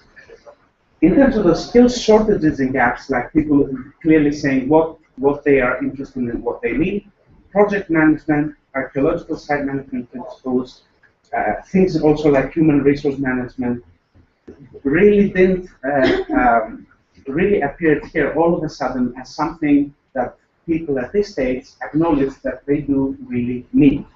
And compared to the data from questionnaires answered by the organizations, which I didn't go into because of lack of time, project management really featured, and human resource management, the most kind of popular answers you can see here really verify this. But this is the big gap. This is the type of skills and the direction that the system should kind of have. Circumstances the profession in the country create enormous competition, we can definitely say that, and there's pressure for changes on how archaeologists do their work. And there's also this wider recognition of the social role and value of archaeology, with a recognition of the need for public engagement and involvement. And this is where things like cultural heritage management, on all the other skills come into strongly participatory processes and approaches in decision making for cultural heritage management. Archaeologists can seek to improve their skills and acquire new ones. They can get better opportunities, they can get better opportunities for promotion. From my personal experience, I teach at Open University. I have many archaeologists who need a master's in cultural administration and policy in order to get more easily promoted, and other younger ones to get better chances. And this whole idea of making archaeology well-informed, ethically sound, sensitive for other values. And maybe filling the rift between archaeologists and local communities. And the final reflections, concluding thoughts about the participation of the initiative in this project, very much something that Archaeologists wanted to come across. This project is at the core of the activities of the initiative, as it is mostly a capacity building organization. Through the participation in this project, for which we're very grateful to the EU support, we have been able to acquire the data that will help us formulate our strategy on the areas of extreme that are essential for our role in Greece and across Europe. And I won't go into all of these bullet points, but looking at this information, we're able to extrapolate a set of skills necessary for archaeologists for their performance in their job duties. And obviously, there's, as previous speakers have mentioned, the choice of ticking some boxes. You cannot always be sure why it happens. Some people may just find everything interesting and kind of focus on that. Oh, I'm going to do that. Yes, this is something needed, but clearly there's a great need that has been documented in other ways as well towards this direction. And overall, for all countries participating in this project, this is a great opportunity to get to know each other, other partners, and create data sets and altogether create workshops, seminars, summer schools that can help provide the skills that each and every country identifies and collectively we identify. And this has been definitely the case for the initiative of heritage service. And this will be a continuous topic that we will continue to work with, the initiative will continue to work with, and we're looking forward to the future in that sense. So thank you very much. I've enjoyed this. A very useful reminder about one of the other themes that we have in the project and beyond is you know, the nature of skills development, the nature of achieving competency, and how we demonstrate it in a variety of different contexts, you know, accreditation, for example. Can I open up to questions to Georgios in the first instance, for anybody? I probably want to save them for the broader conversation, but thank you very much. Thank you very much. We have approximately 20 minutes available to us, and I haven't asked them, but I'd like to Elaine and Kenneth to join for this portion, that was a broader discussion in relation to what we've heard this morning more broadly. And there may be a number of areas we could potentially explore. With the other questions we want to return to some of these we had raised, I think. Helen, I believe when you started, you raised the 4 kind of areas, and it might be useful if you have any reflections at this stage, or anything you'd like to say. Well, I certainly do. I was in strong agreement with Felipe that we need to look at archaeology and decide the scope of our discipline. I think because of the huge developments in archaeology because of the Valletta Treaty, we are so focused on archaeology in the Malta setting, but archaeology is so much more. So I think we should go back a little, or maybe move on, and say, well, archaeology in spatial planning is one way of funding, and it has a certain practice. And apart from that, we have public archaeology, and we need to develop and innovate.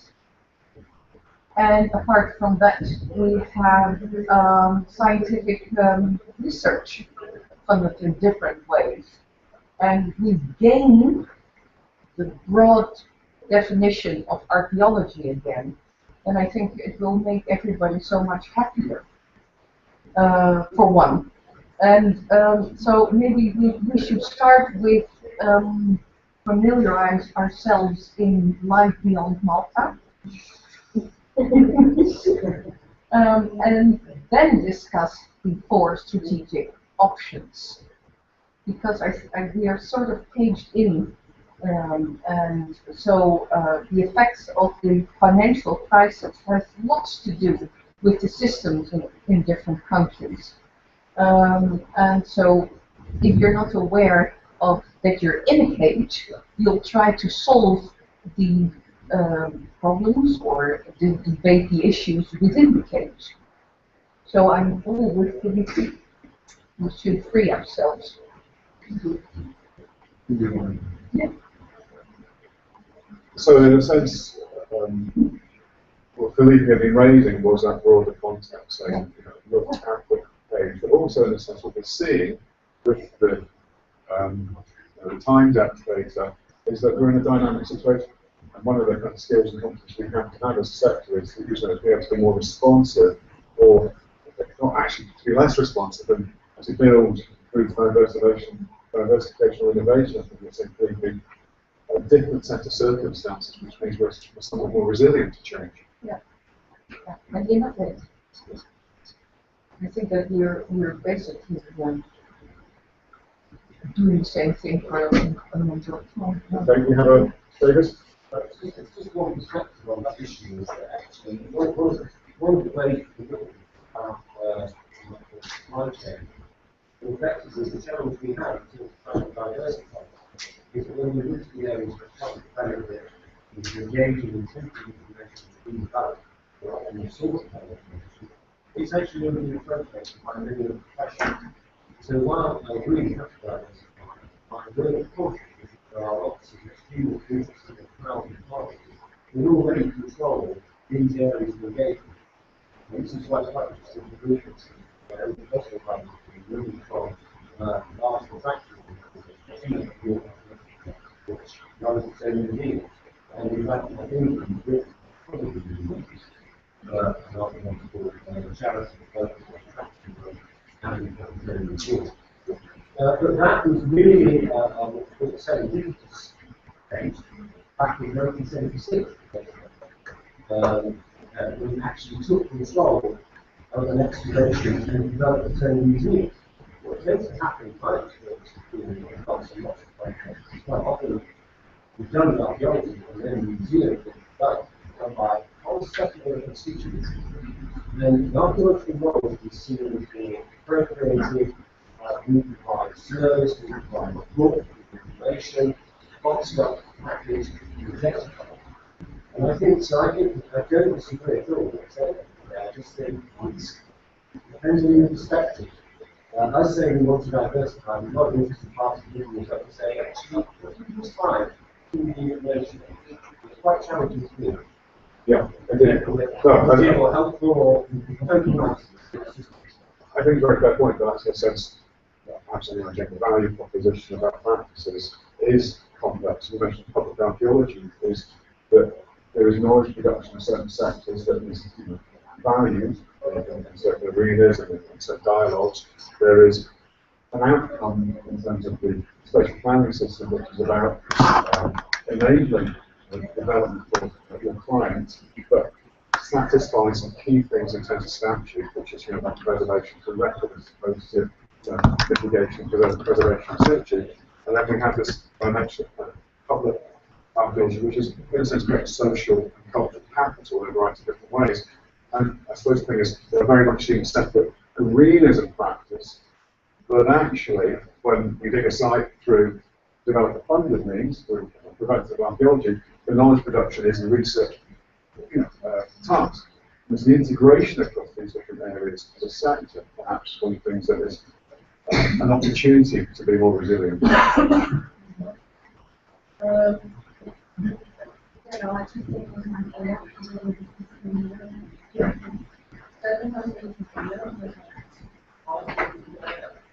actually already taken this preparation. That doesn't mean that we're in that not anything to let's say academics, even though they more than in the preparation. It's just not understood that there's so many and so it has to be I'm also like this has to bring some sort of common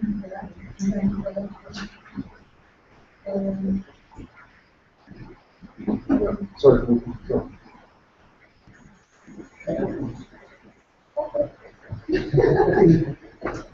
Well, I'd like to clarify something about the ability to diversification. That, in fact, it's true that on one side, we are proposing that archaeology should diversify. But before, because I agree a lot with what I think before this, still there is definition that we are calling, and the first thing we have to do is to diversify in theoretical or methodological terms. The first thing we have to do is to realize that the problems that commercial activity, that problems, commercial conflicts, and so on, have got are problems that not only cultural administration, cultural sector, but almost all small scale companies have. So when we talk about diversifying, before talking in fact about diversifying activities, that is something that can be made, what we are appealing is that there are some conflicts and some very important expressions, practical movements, that generally speaking is not within the expertise of archaeologists that we must bring to us personally. And I will put just 3 conflicts, and beyond this, each of these conflicts, there is a full model or a full set of ideas here present in us almost 30 years that we should be aware of this. The first conflict, well, the fact that we are 4. The first conflict is transfer of knowledge. This is what archaeology has been doing for 25 years. But how many data do we know that are in fact using this sort of technology to address our activity and to report to the friends our activity? Well, the second concept I need to address that is to go beyond the model, the current and traditional model of knowledge transfer, because as a matter of fact, this model is traditional, and is overcome in the field of transfer of knowledge itself. So there is something here that it is that when archaeologists finally discover this model and this concept, we are with the intent of adopting the old version of the model, and we must go beyond that. And the third concept, and that's where it is public science. We know, all of us know what is public archaeology, but so many of us are aware that public archaeology is very much connected with something that is already named as public humanities and public science, what is a general appeal on the field of science to build up knowledge in particular ways to produce co-construction, participative construction of knowledge. And the fourth concept that I think is that in the middle of all of this is necessary to reach influence is of course information. On the other hand, this is a topic, I'm sorry to spend just things. This is a topic that I really like, because if you think about archaeology interpretation, archaeology practice, in fact, we are the best specialization in technological innovation. Because archaeology has been for more than 100 years dealing with technological change, with the root, the social root of technological change, the consequence of technological change in everyday life and so on. But archaeologists are completely apart of the main discussion environment today about how innovation is produced, how innovation could be addressed, and so on. And we must quickly go into this document. So, before even to talk about, before summarizing myself, before talking about diversifying activity, what I primarily think is necessary is to diversify, to increase our field of terms, the goals, and the context, with what we can think about our own position in Europe. Thank you, I think that's very useful and stimulate further thoughts and discussion. I think Celia has. Yes, well, beyond, I think I'm really surprised about this meeting with the results because beyond the problem of the effects of the crisis from 2008 to 2013, and the impact that it had on the archaeologist side, and it was a lot. We had problems in Portugal, such as George was saying in Greece, exactly the same. I just didn't mention it. But beyond that, I think what Helen and Felipe were saying before, I think it's really important to look at this. We are here in a project financed, co-financed by the European Commission, and we find out that there is no mobility among the different countries that are here, and we find out that in our countries, we are all national archaeologists.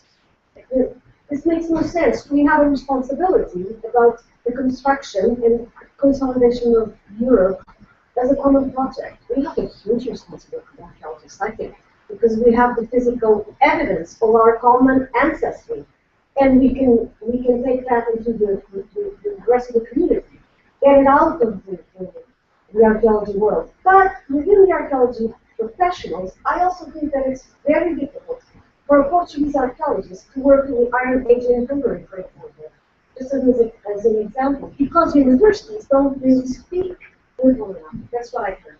They don't exchange students enough. Just an Erasmus and some kind of a few months of séjour in other universities. That's very nice and it's very good for people to know one another. But that's not enough. We need more common projects, and I think this project can suggest that. I think. I do have a question, sorry.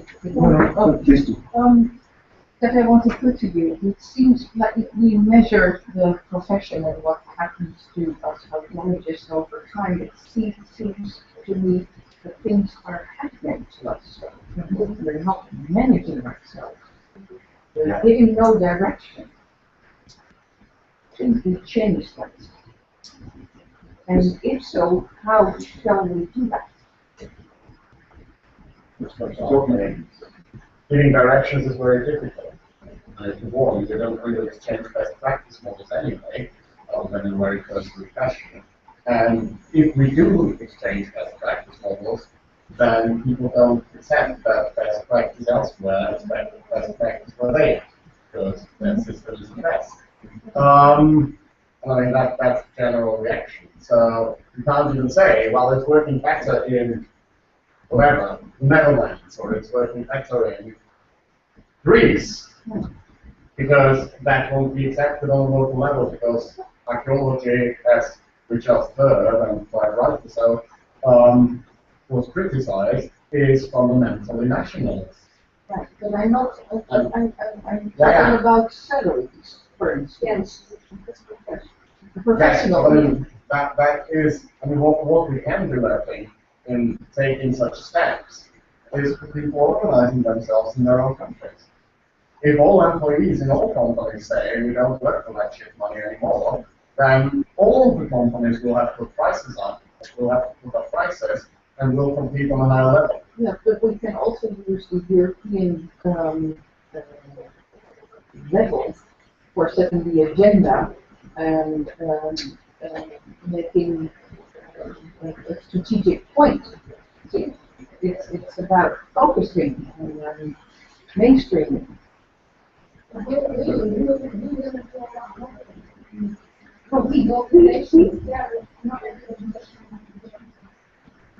here,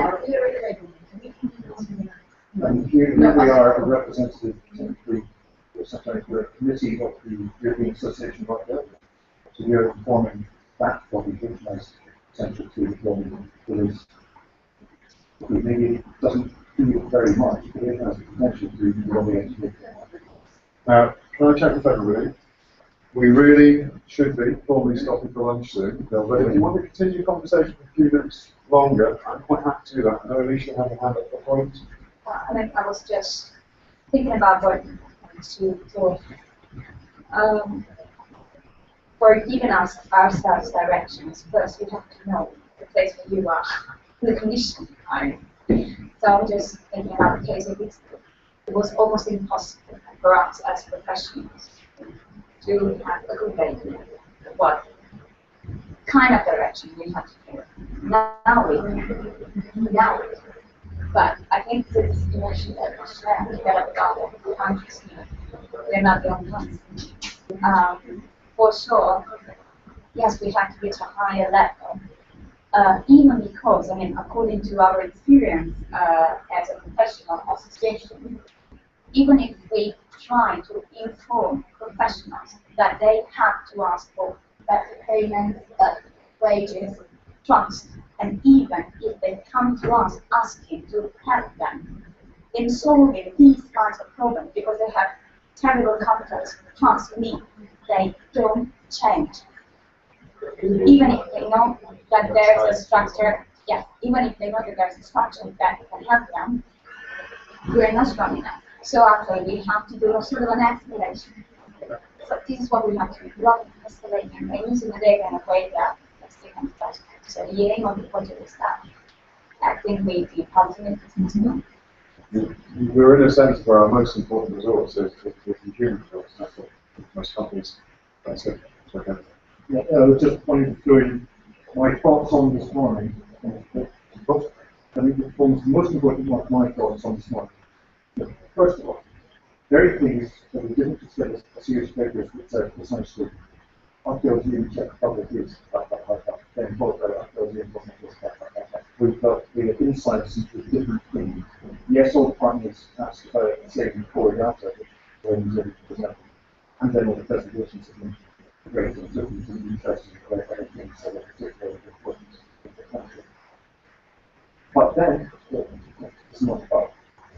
The other thing about noticing is exactly what I said earlier. So these are all national archives. Every country has its own system, its own understanding of how to apply that value happens.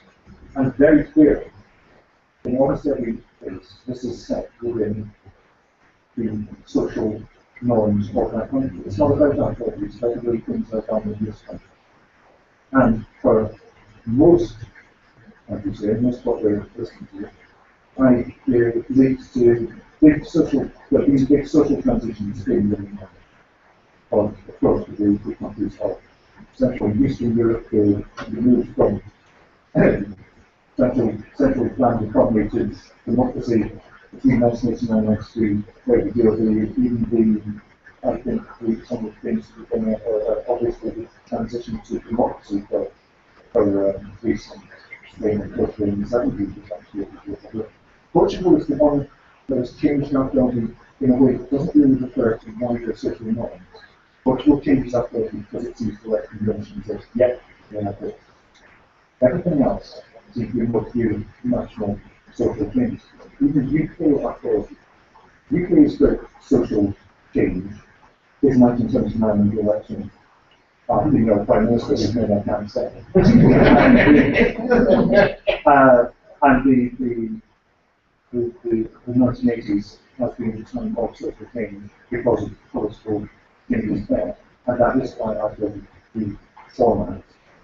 And then the other thing that comes from this, all these social changes that have been so recent that have been adopted by archaeology practice, it pointed out really, really applied professional archaeology is so new. Sure, people have been digging walls for hundreds of years, but what we're talking about is something new. And that, what is that? One company established before 1985. Of course, no companies established before 1991 in our water companies. It is so new, and then archaeologists are so young. Most archaeologists weren't working at that time.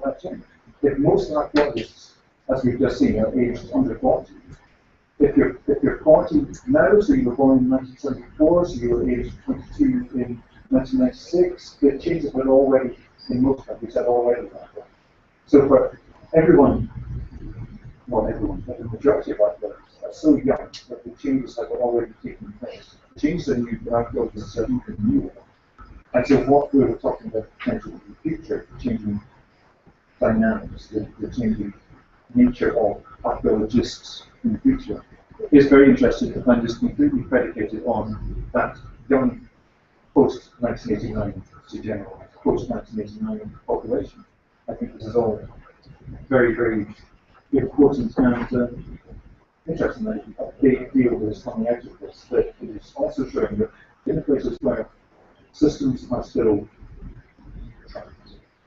like the public trapped in the 1989 system, and the people that are working there are newer and younger, and of course might have memories of the revolution, but did not have actually experience of living in that world, but now still have the working system prescribed that. I think it's again very interesting and reinforces from that one of it's just a national archaeology. This is just the way that things happen here. This seems to be what we're doing. Kenny, I think we'll leave it there then. We have great thanks to our speakers. As Kenny said, a wonderful range of papers. Thoughts you've left us with there, I'm sure we'll debate over lunch.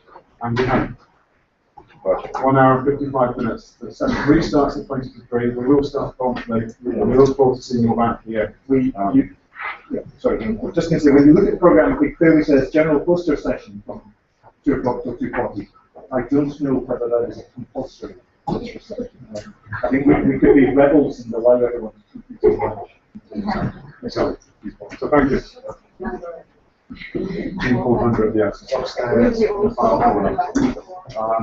will go to see Anna now. I have to see if how she's getting on. We'll see if